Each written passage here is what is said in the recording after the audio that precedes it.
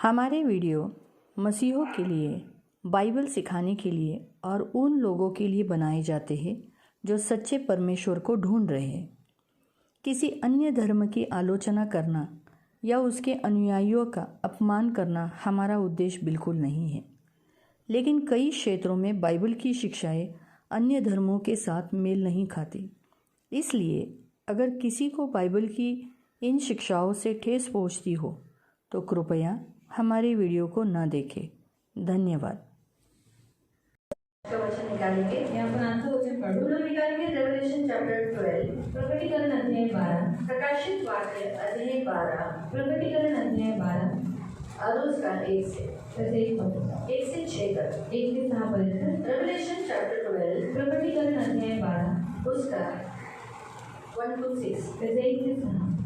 Revelation प्रकाशित वाक्य प्रकटीकरण अध्याय 12 और उसका 1 से 6, 1 से 6। फिर स्वर्ग में मैंने एक बड़ा चिन्ह दिखाई दिया, अर्थात एक स्त्री जो सूर्य ओढ़े हुई थी और चांद उसके पांव तले था और उसके सिर पर 12 तारों के मुकुट था।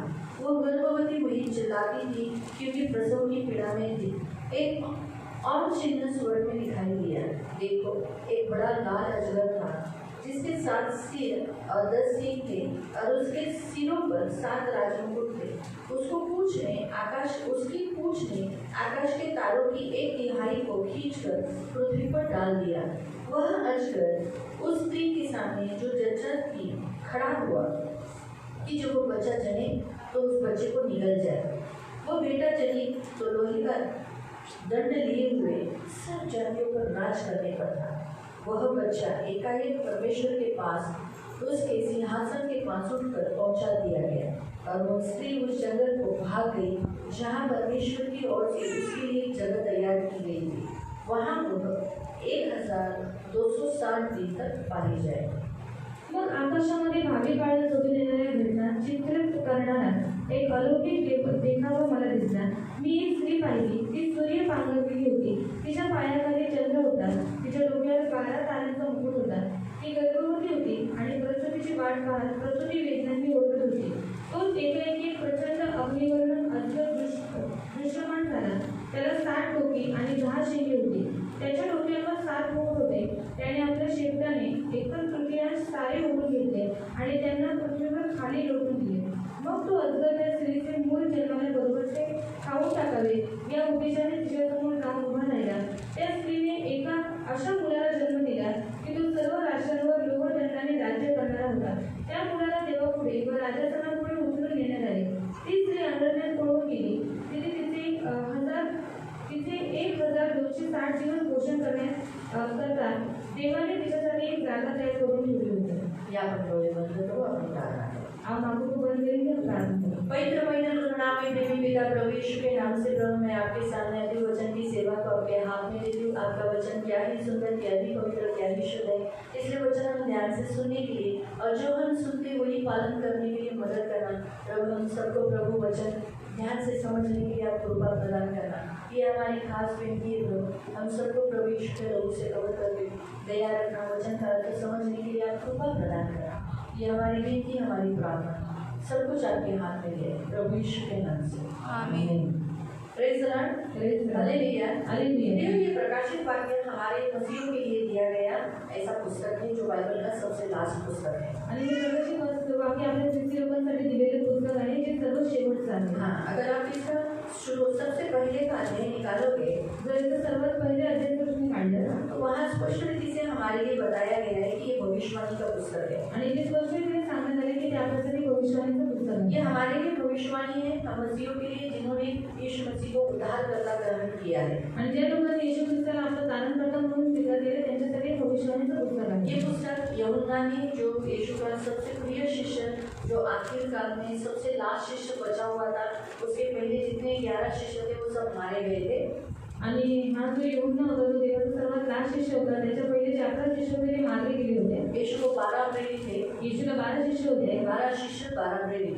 12 शिष्य 12 प्रेरित। उनको कोई प्रेरिताई उनको बोला जाता है, उनको प्रेरित बोला जाता है। त्यांना प्रेषित म्हणण्यात येतं। उसमें यहूदा इस्करियोत अपना अपना पद छोड़ दिया, यानी वो अपना पद खो दिया उसने, आणि त्याच्यामध्ये येऊ द्यायचं होतं त्याने आपलं पद सोडलं, उसको निकाल दिया गया। त्याला काढण्यात आलं. क्यों निकाल दिया गया? क्योंकि उसने यीशु को पकड़वाया। का काढण्यात आलं? कारण त्याने येशू ख्रिस्ताला पकडवलं. जब उसने जिस दिन उसने यीशु को पकड़वाया, ज्या दिवशी त्याने येशू ख्रिस्ताला उसी पकडवलं रात को उसने अपने आप को हैंग कर लिया। आणि त्याच रात्री त्याने स्वतःला फाशी जब दिली. उसे एहसास हुआ कि मैंने ये काम गलत किया है, आणि जेव्हा त्याला जाणीव झाली की मी काम चुकीचं तो केलं, उसने माफी मांगने से बजाय उसने क्या किया? अपने आप को दोषी ठहराकर खुद ही सजा ले ली, अपने आप को मार डाला। त्यांनी क्षमा मागण्याच्या ऐवजी त्यांनी काय केलं? स्वतःलाच दंड दिला आणि स्वतःने फाशी दिली. और इसके बाद वो जगह पद खाली रह गया। आणि त्यानंतर ती जागा खाली राहिली. और वो जगह जब यीशु मसीह जिलाए गए, आणि जेव्हा येशू ख्रिस्त जिवंत और झाले, पवित्र आत्मा आने से पहले पवित्र आत्मा येण्याच्या अगोदर पतरस ने प्रचार करने पर 120 लोग बैठे थे वहाँ पर,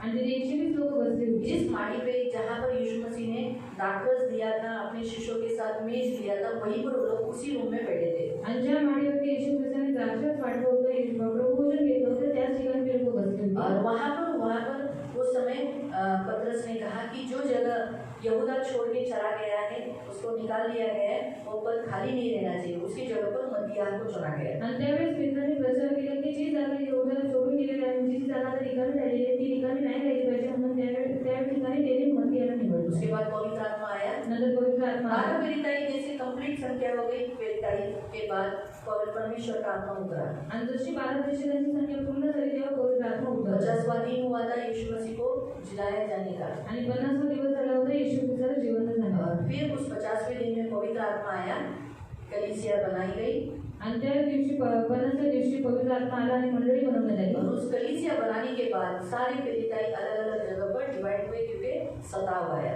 आणि मंडळी बनवण्याच्या नंतर प्रत्येक शिष्य वेगवेगळ्या ठिकाणी प्रसारित झाले, कारण का सताव आला होता. उसी में से आंद्रियास और थॉमस हमारे भारत देश में आया। आणि थोमा आणि अंद्रियास हे आपल्या भारत देशामध्ये आले. आंद्रियास चला गया, लेकिन थॉमस यहीं पर था। अंद्रियास निघून गेला पण थोमा इकडे इस होता. रीति से बहुत, हम ऐसा नहीं बोल सकते अभी अभी क्रिश्चियन हमारे भारत देश में फैले, ऐसा नहीं है। थॉमस कितने सालों पहले आया था, आणि आपण असं नाही म्हणू शकत की आताच ख्रिस्ती लोक पसरले. थोमाला किती वर्षापूर्वी आला होता. तो इस रीति से प्रियो एक के बाद सारे शिष्य मारे गए। एकानंतर एक सगळे शिष्य मारले गेले. सबसे लास्ट बचा था यूहन्ना। सर्वात शेवटचा उरला होता यूहन्ना. इसीलिए प्रभु यीशु ने वहाँ पद्मोस द्वीप पर उसे दर्शन दिया, म्हणून येशू ख्रिस्ताने पद्मोस टापुवरती त्याला दर्शन मसीहों दिलं. को उत्साहित करने के लिए, ख्रिस्ती लोकांना उत्साहित करण्यासाठी, उन्हें प्रभु में मजबूत और गर्म रखने के लिए त्यांना प्रभूमध्ये मजबूत आणि गरम ठेवण्यासाठी प्रभु ने क्या किया? इस भविष्यवाणी का पुस्तक लिखने के लिए उसको आज्ञा दिया। देवाने भविष्यवाणीचं पुस्तक लिहिण्यासाठी त्याला आज्ञा उसके दिली. लिए उसने दर्शन दिया। आणि त्याच्यासाठी त्याने ते दर्शन दिलं. हालेलुया। हालेलुया. अब हम उस वचन को पढ़ेंगे। हे आपण त्या वचनाला वाचू. पहला अध्याय, पहला वचन। अध्याय 1 त्याचे 1.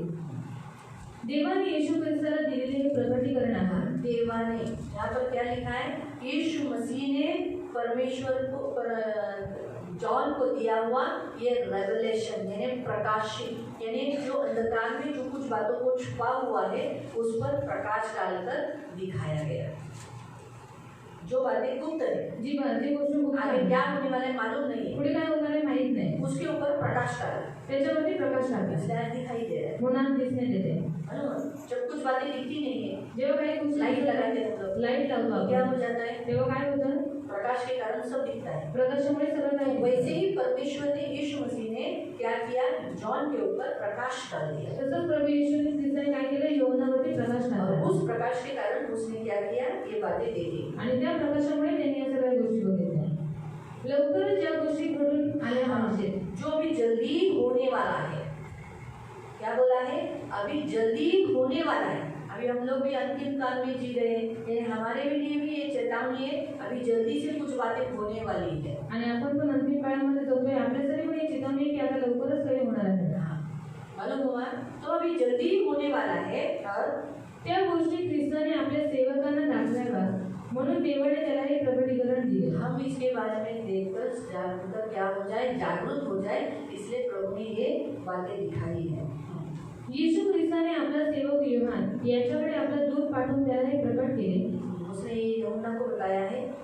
योहान दूत कौन होते हैं? दूत जो परमेश्वर के दूत कौन है? देवाचे दूत कोण आहे? परमेश्वर के दूत वो है जो यहाँ वचन बता रहे हैं। आणि देवाचे दूत ते आहे जे इथे उभं राहून वचन सांगतात. मालूम है? यहाँ पर अगर आप इस वचन को देखोगे कि वो 20वां वचन, 20 वचन, वही अध्याय का 20, त्याच अध्यायाचं 20. तू माझ्या उजव्या हातात पाहिलेल्या 7 ताऱ्यांचे व सोन्याच्या 7 समयांचे रहस्य हे आहे. हे 7 तारे म्हणजे 7 मंडळांचे पुढारी. 7 तारे, तारे यानी क्या है? कलीसिया के दूत, जिसको परमेश्वर ने उस कलीसिया का हेड बनाया है, जो प्रचार करता है, कलीसिया चलाता है, उसे कहते हैं दूत. कलीसिया का दूत वो कैसा है? स्टार के जैसा. कैसा है? तारे के समान. आणि जो प्रचार करतो तो देवाचा दूत कसा आहे? ताऱ्यासारखा. क्यों उनको तारा का समान बोला है? का त्याला ताऱ्यासारखं म्हणण्यात आले?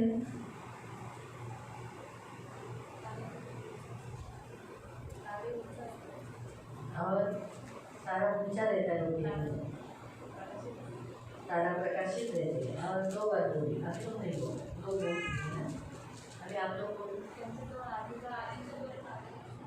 हाँ, क्या मिलता है? तारा को देखकर लोग रोड किस मार्ग पर चलना चाहिए वो जान पाते हैं. आणि ताऱ्याला लोक कोणत्या मार्गावर चालायचे हे लोक जाणून घेतात. तारा मार्ग बताता है, तारे मार्ग सांगतात. इसीलिए परमेश्वर ने स्टार बनाए. म्हणून देवाने तारे बनवले. हम लोग को आकाश सुंदर करने के लिए नहीं बनाया, आणि आकाश सुंदर करण्यासाठी नाही बनवलं. परंतु वैसे तो उसकी परमेश्वर की इच्छा थी कि जो उसके हाथों की कृति है वो बड़ी सुंदर हो.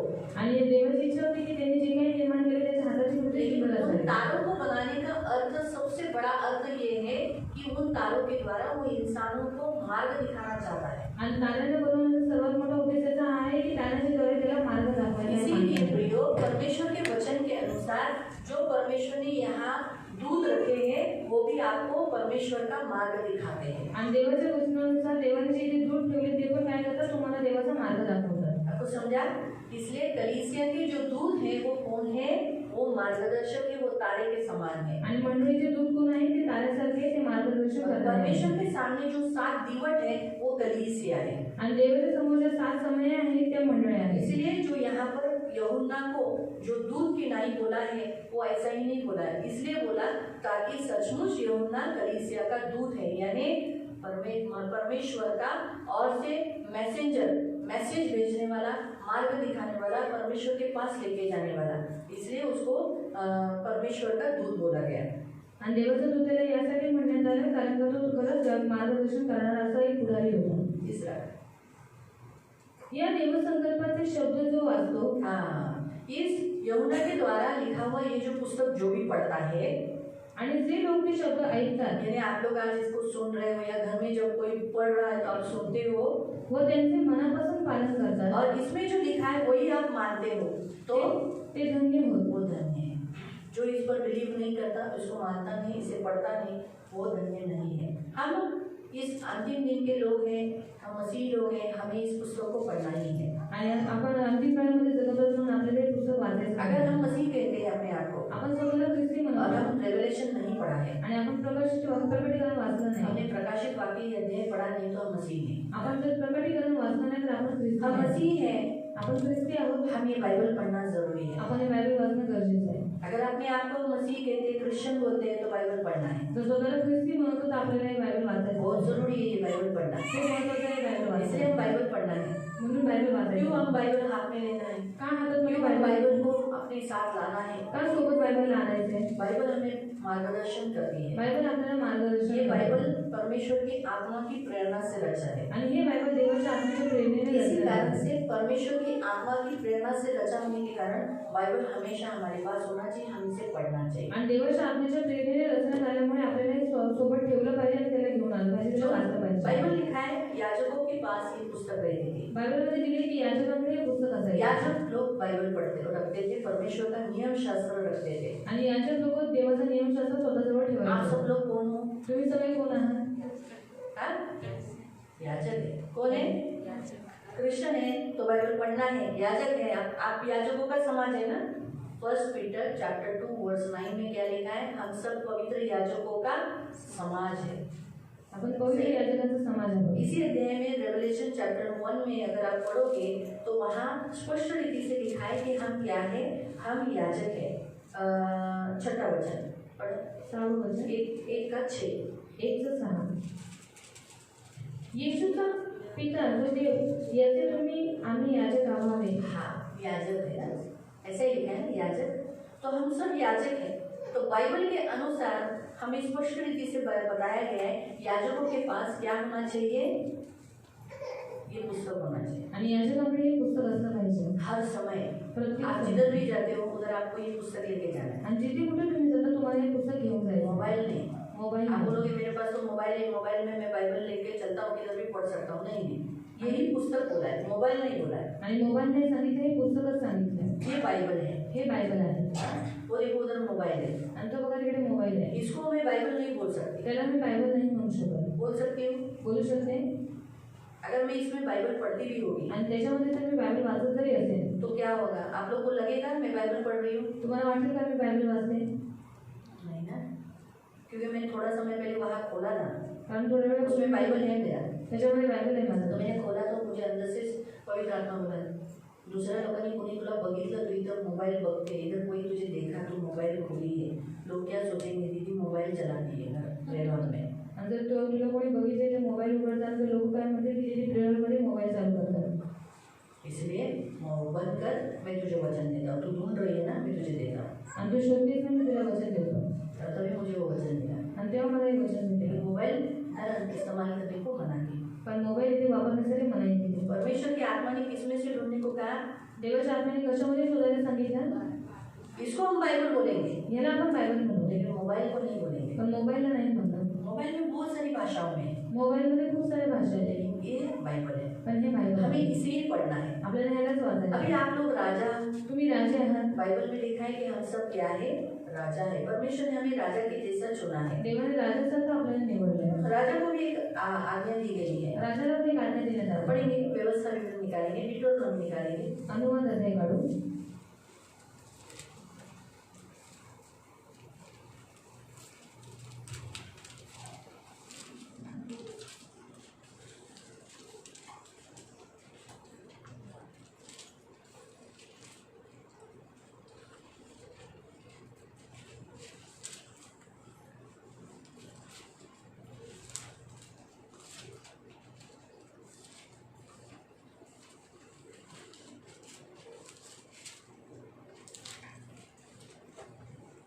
अध्याय अध्याय 17. अध्याय 17 अध्याय 17 और उसका 15 से पढ़ो। त्याचं 15 पासून वाचूया. तर ज्या माणसाची तुमचा प्रभुदेव निवड करेल त्यालाच तुम्ही राजा म्हणून नेमावे. परमेश्वर जिसको चुनता है वही राजा है, इंसान जिसको चुनता है वो राजा नहीं। अगर परमेश्वर ने हमें चुना है हमको, देवाने आपल्याला निवडले आपल्याला चुना है, निवडले. कसं माहीत पडलं?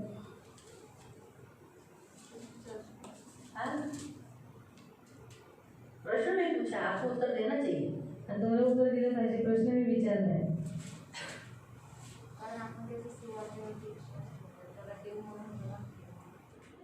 हमने उस पर विश्वास किया है। ऐसे तो संसार के लोग भी बोलते हैं कि यीशु मसीह परमेश्वर का, वो भी एक परमेश्वर है, वो भी खुदा है, ऐसा बोलते हैं। फिर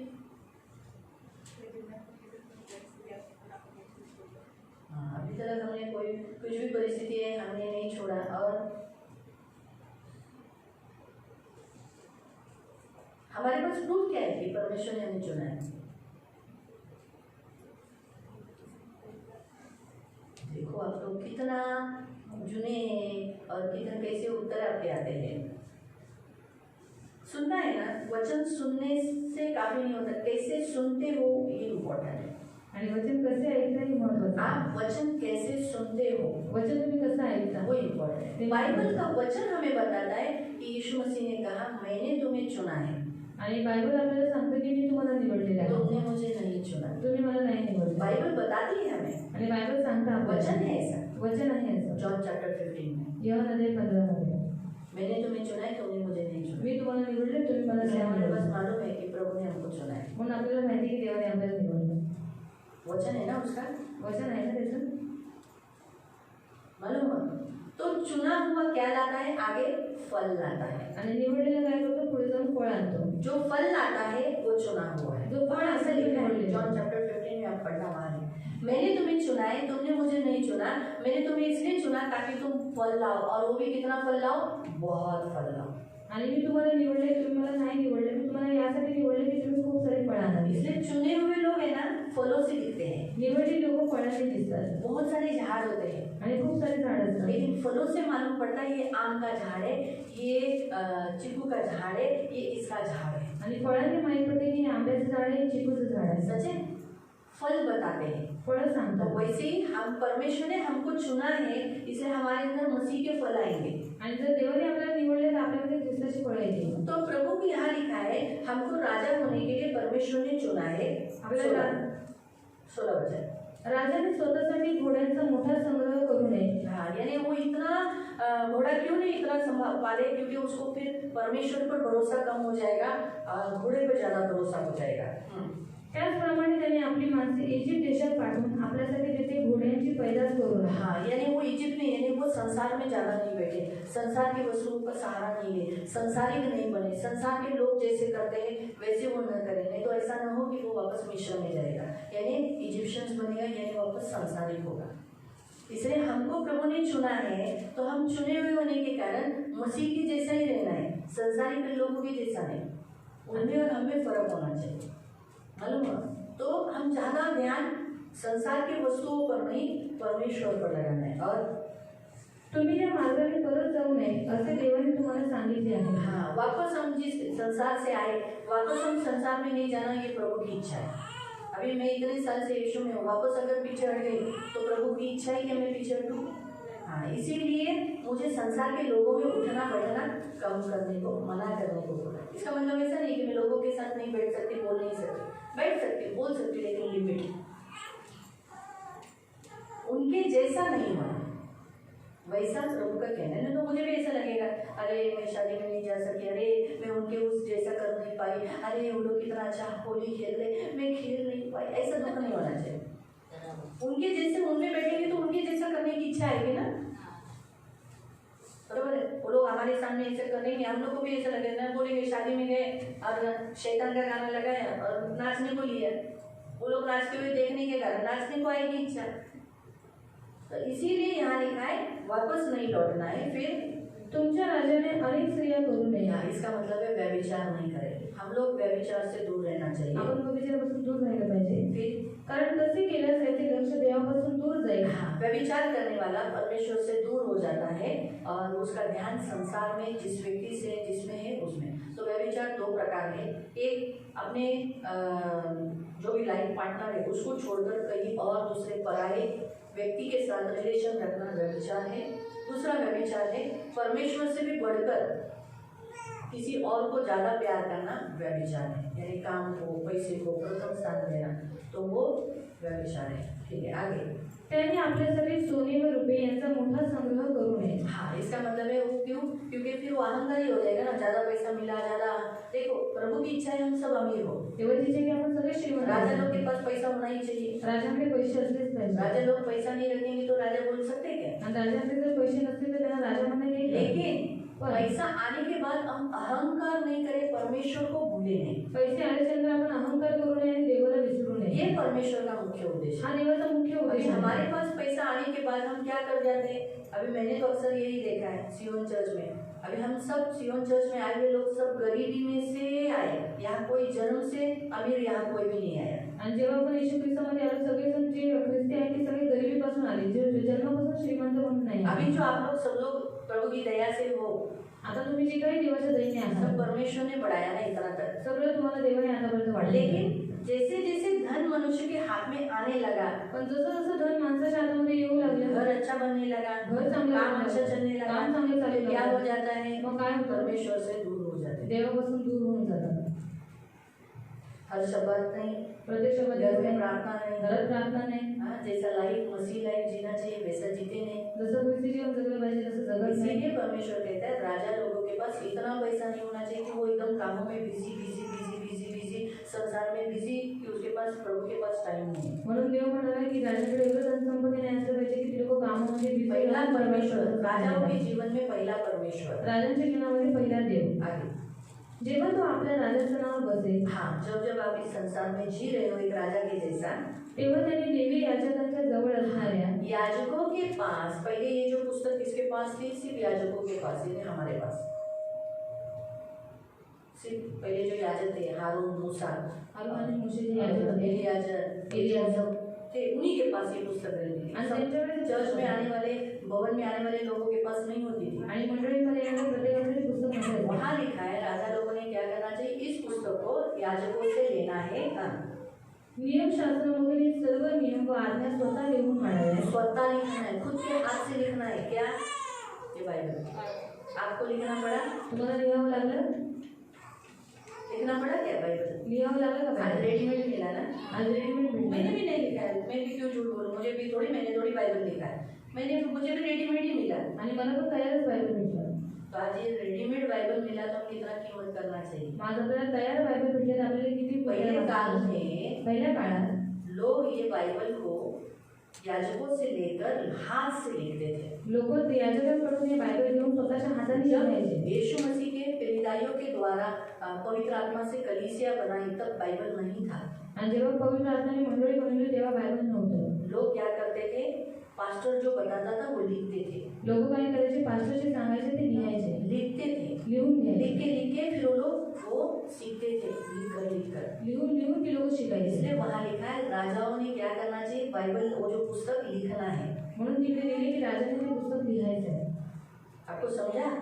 इसीलिए चर्च में आते समय, हम कहीं पर भी जाते समय, देखो वहाँ ऐसा लिखा है कि हम राजा होने के कारण चर्च में हो, काम पे हो, कहीं पर भी जाते हैं, हमारे हाथ में बाइबल होना चाहिए।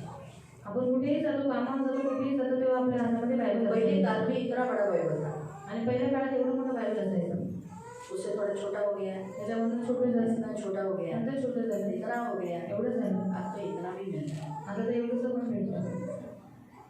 इतना तक बाइबल मिलता है। यानी देखो परमेश्वर ने किस रीति से लोग अपने पास बाइबल लेकर रहे और घुमाए, उसी बाइबल में से पढ़े। इसलिए परमेश्वर ने अंतिम दिनों में लोगों के पास कितना फैसिलिटी करवाया, कितना सुविधा उसको, बाइबल की वचन की सुविधा उनके पॉकेट तक आ जाए, उनके हृदय में आ जाए, इसीलिए ये फैसिलिटी परमेश्वर कराए। आणि लोकांनी बायबल वाचायला ती सगळी घेऊन फिरावं, देवाने एवढी सगळी फॅसिलिटी बायबलमध्ये त्यांनी बायबलसाठी घेतली। ती प्रत नेहमीच त्याच्याजवळ असेल। हाँ, क्या करना चाहिए उसने, हमेशा रखना है अपने पास। ऐसे ही लिखा ना, देखो मैं तो मेरा बाइबल नहीं पढ़ रही हूँ, मराठी बाइबल वही पढ़ रही है। आगे त्या नियमांचे दररोज वाचन करावे। कधी वाचन करावे? हाँ कधी? रोज नक्की? असंच लिहिले तुमच्यामध्ये पण? नक्की ना? रोज तुम्ही बायबल वाचता? बघा खोटं बोलायचं नाही, रोज वाचता? ऐसा है ना, रोज बाइबल वाचना गरजेचं है। रोज बायबल राजा बोलतो ना अपन स्वतःला, राजा कहते हैं, हम खुद को राजा बोलते हैं, तो हम रोज बाइबल पढ़ना है। फिर बाइबल नहीं पढ़ेंगे तो आपको कैसे मालूम पड़ेगा बाइबल में क्या लिखा है, हमें कैसा रहना है, कैसे चलना है, क्या करना है? जर बायबल वाचणार तर तुम्हाला कसं माहित पडेल की आपल्याला कसं राहायचंय, कसं वागायचं? जरूरी है बाइबल पढ़ना। गरजेचं आहे बायबल वाचणं। इसी से मालूम पड़ता है हमारा प्रेम ठंडा हो गया है। आणि याच्यामुळे माहित पडते की आपला प्रेम थंड झालेला आहे। तेरा बाहर तुम सर, हमारा प्यार ठंडा है। आपला प्रेम थंड आहे। हम रेवलेशन का 3रा अध्याय में अगर पढ़ेंगे तो वहाँ लिखा है तुमने पहला सा प्यार छोड़ दिया है। पहला सा प्यार छोड़ा है, कैसे मालूम पड़ता है हमारा भी पहला प्यार है क्या नहीं? आणि प्रकटीकरणामध्ये 3 मध्ये लिहिलेलं आहे की आपण पहिल्यासारखं प्रेम सोडून दिले। मैं बता रही पडतं हूँ, ते मुझे जब लोग दिखते हैं ना चर्च में, लोग लेट आ रहे हैं, आणि जेव्हा मला दिसतं की चर्चमध्ये लोक नहीं होता, अभी देखो ये नहीं है, हे नवीन आहे, शामिल नहीं है चर्च में, त्यामध्ये नवीन आहे नहीं है चर्च ना? फिर तो कहाँ से आते तू? खबोली, वो भी नजदीक नहीं है, आणि कोकणी उधर भी लिमिटेड ट्रेन है, आणि तिथे पण लिमिटेड। लेकिन अभी ये कितना बजे आती है? या किती वाजता येतात? 9:15 या 9:30 बजे यहाँ पहुँच जाती है, सव्वा 9 साडेनऊ वाजता या फिर येतात 9:45 के अंदर पहुँच जाती है। किंवा पावणे 10च्या आत पोहोचतात। आप वो प्यार कर रहे, रोज बाइबल पढ़ रहे हैं। आता ते रोज बायबल वाचतात। नया है ना, हम भी वैसे ही थे पहले, आणि नवीन आहे ना, म्हणून आपण पण पहिले तसंच होतो। रोज बाइबल पढ़ेंगे, रोज बायबल वाचू, बाइबल लेके घूमेंगे, बायबल घेऊन फिरू, हाँ यीशु के बारे में सबको बोलेंगे। येशूबद्दल सगळ्यांना सांगू। फिर क्या होगा? नंतर काय होईल? जब वो किसी दूसरे मसीहों को देखेगी, जेव्हा कोणत्या दुसऱ्या ख्रिस्ती संडे के दिन लोकांना वो देखेगी, अरे रविवारच्या दिवशी बघतील, अरे ये तो सेवक है, हे तर सेवक आहे, अरे बाप रे 11 बजे आया ये, 11 वाजता आले, चलेगा मैं भी 11 बजे आ सकती हूँ। चालेल मी पण 11 वाजता येऊ शकतो। प्यार है ना, कैसा ठंडा होता है? जब आंखें मसीह की ओर होती है तभी नहीं, जब वो आंखें घूमकर लोगों की ओर जाती है तब वो प्यार ठंडा हो जाता है। आणि प्रेम केव्हा थंड होतं जेव्हा आपले डोळे दिसणारे असतात तेव्हा नाही, पण जेव्हा आपले डोळे मनुष्याकडे लागतात तेव्हा प्रेम थंड होतं. लेट आना, उशिरा येणं, चर्च में प्रार्थना, फिर प्रार्थना नहीं करना, चर्चमध्ये येऊन प्रार्थना करणं, नहीं घर में भी प्रार्थना नहीं घरात करना, पण प्रार्थना प्रार्थना न करना, प्रार्थना न करणं, चर्च आने के लिए तो बोरिंग लगना, आणि चर्चमध्ये येण्यासाठी कंटाळा येणं, पैसा दान दशांश देने के लिए इच्छा नहीं होना, दान दक्षिणा देण्यासाठी इच्छा ये नसणं. सब प्रोसीजर। इसलिए मैं जब वेदी पे खड़ी रहती हूँ तो मैं देखती हूँ, अरे संडे के दिन देखती हूँ, अरे हाँ ये इतना लेट आया, अच्छा कितना ठंडा हो गया ये, अच्छा अच्छा। तो आप कितने भी दूर रहो, कितने भी नजदीक रहो, आपको टाइम पे आना ही है। तुम्ही कितीही लांब राहा कितीही जवळ राहा तुम्हाला वेळेवरती यायचंच आहे. इससे हम प्रभु को दिखाते हैं, प्रभु देख मुझे तेरे से कितना प्यार है कि मैं सब तेरे लिए पहला तेरे पास आई। आणि ह्याच्याद्वारे आपण देवाला दाखवतो की मी तुझ्यावरती किती प्रेम करतो, मी सर्वात पहिले तुझ्याकडे आलो. मालूम है, रोज हमको प्रभु नहीं बुलाता है यहाँ, रोज तर देव आपल्याला इकडे रोज आते हैं क्या हम लोग? रोज येतो का आपण? चलो बाबा रोज है इसलिए पानी भरने का तकलीफ है, घर का काम का तकलीफ है, हम हफ्ते में एक ही बार आते हैं। आपण आठवड्यात एकदाच येतो. वो एक ही बार में लोग इतना आते हैं तो बड़े बोझ से आते हैं, बड़े तकलीफ से आते हैं। कोई कोई लोग बीच में से उठकर चले जाते हैं, कोई कोई लोग बैठना भी पसंद नहीं करते, अरे बाप रे बहुत टाइम हो गया। इसी से मालूम पड़ता है ठंडे हो गए। आणि ह्याच्याद्वारे माहीत पडते की माणूस थंड झाला. फिर यहाँ लिखा है कि वो अपने पास नकल रखे, रोज पढ़े बाइबल को, और म्हणजे तुमचा प्रभू याच्या सर्व आज्ञा पाळून तो त्याचे भय धरण्यास शिकेल. मालूम हुआ इसलिए क्यों पढ़ना है बाइबल? क्योंकि हम प्रभु की आज्ञाओं का पालन कर सके। अब हम वापस हमारे रेवलेशन में जाएंगे। इसलिए प्रियो, प्रभु के इस वचन के अनुसार हमें ये पुस्तक रोज पढ़ना है। देवाच्या वचनानुसार आपल्याला हे वचन रोज वाचायचं. अगर आप रोज बाइबल पढ़ते हो, रोज बायबल वाचा, प्रार्थना करते हो, प्रार्थना करता, अपने घर में भी घरात सुद्धा, और घर में प्रार्थना कर आप यहाँ आते हो हर संडे को चर्च में, तो आपका प्रभू देखता है कि नहीं बाबा इसका प्यार ठंडा नहीं पड़ा है। आणि घरामध्ये प्रार्थना करून तुम्ही इकडे येता त्याच्यामुळे देवाला तुम्ही दाखवता की देव म्हणतो की हा बाबा याचा प्रेम थंड नाही मैं झाला. आपको बताती हूँ, जो घर में प्रार्थना करता है, जो घरात प्रार्थना करतो, बाइबल पढ़ता है, बायबल वाचतो, जिसका रिलेशन प्रभु के साथ खड़ा अच्छा रहता है, ज्याचं नातं देवाबरोबर चांगलं असतं, उसको कभी भी किसी को बोलना नहीं पड़ता, सिस्टर मेरे लिए प्रेयर कर दो ना। त्याला कधीच असं बोलावं लागत नाही की शिष्य माझ्यासाठी प्रार्थना मैं करा. आपको बताती हूँ, अगर वेदी पे खड़ा रहकर भी आणि वेदीवरती उभं राहून सुद्धा अगर वो दूसरों को, एक जनों को दूसरों को बोलता है, मैंने कभी आपको बोला है कि मेरे लिए प्रेयर करो? मी कधी तुम्हाला सांगितले की माझ्यासाठी प्रार्थना हीरामन करा? तू तो जुना है, कभी बोला है हीरामन मेरे लिए प्रेयर कर? कभी नहीं बोला।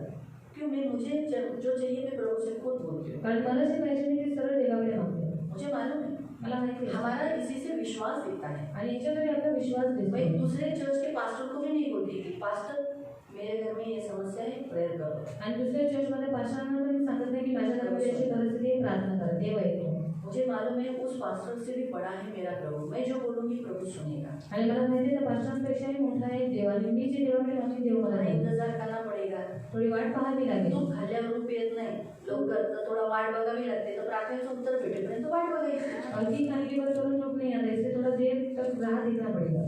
माहिती बेटा, ऐसा है, नियम ऐसा है। नियम असा आहे. अगर हमारा प्रभु से रिलेशन अच्छा है ना, प्रभु जल्दी कार्य करता है। आपलं जर नातं देवाबरोबर चांगलं आहे तर देव लवकर कार्य करतो. मालूम हुआ? इसलिए प्रियो, इसी से हमारा परमेश्वर के साथ कैसा रिश्ता है ये मालूम पड़ता है। आणि आपलं नातं देवाबरोबर कसं आहे याच्याद्वारे माहीत पडतं.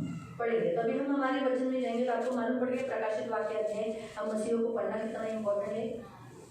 इसलिए पढ़ा नहीं होगा तो पढ़ो, आणि जर प्रकाशित वाक्य वाचन नसेल तर वाचा. पढ़ो, बहुत जरूरी है। खूप गरजेचं हमारे आहे. लिए चेतावनी है वो, आपल्यासाठी हमारे चेतावणी लिए आहे, भविष्यवाणी है, आपल्यासाठी भविष्यवाणी इसलिए इसे आहे. पढ़ना जरूरी है। कोणाला वाचणं गरजेचं ठीक आहे. है, तो अभी हमने 12वां अध्याय हम पढ़ रहे थे।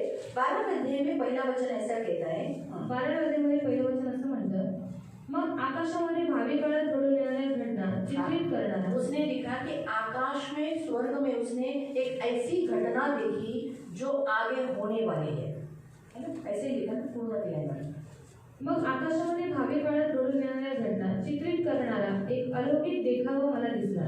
ऐसा कुछ बात उसने देखा 12वां अध्याय में 12 के 1 में कि आकाश में, स्वर्ग में उसने एक ऐसी घटना देखी, ऐसा चिन्ह देखा कि जो आगे होने वाला है। और अब वो जो होने वाला है वो हमारे लिए बड़ी चेतावनी है। आणि जे आता होणार आहे ते आपल्यासाठी एक मोठी मोठी चेतावणी आहे. कौन सी चेतावनी है? वो हमारे लिए बड़ी बड़ी इम्पोर्टेंट बात है। आणि कोणती चेतावणी आहे ती आपल्यासाठी खूप महत्त्वाची आहे. मी एक स्त्री पाहिली. हाँ, मैंने एक स्त्री देखा। अब वो स्त्री कौन है? वो है कलीसिया। आणि ती स्त्री कोणती आहे? मंडळी. कलीसिया को यहाँ दर्शाता है। मंडळीला इथे अब दर्शवते. पता हम पढ़ेंगे पहला 2 कोरिन्थी वहाँ पर आप कुछ रख दो, हम दूसरा करंदी की पत्री पढ़ेंगे। दुसरं करंदीकरांचं पत्र अध्याय 11 अध्याय 11 और उसका 2 वचन। त्याचं 2 वचन। प्रत्यक्ष देवाला वाटते त्या असलेली मी तुमच्या बाबतीत चिंतातूर आहे। माझी चिंता हीच की तुमची प्रीती सर्वस्वी ख्रिस्तासाठीच असावी।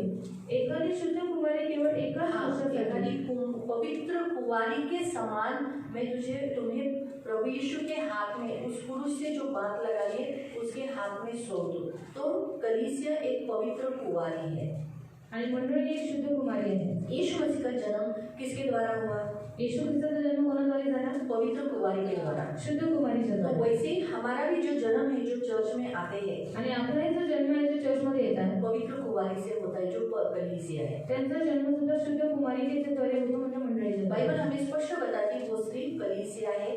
बायबल स्पष्टपणे सांगतं की ती स्त्री मंडळी आहे। इसलिए इफिसियों की पत्री में लिखा है, इफिसियरांच्या पत्रात लिहिलेलं आहे 25वां वचन 5 का, एफिशियंस चैप्टर 5 वर्स 25। इफिसी 5 त्याचं 25। एफिशियंस इफिसियरांचं पत्र अध्याय 5 अध्याय 5 उसका 25, त्याचं 25 उसका 25। त्याचं 25।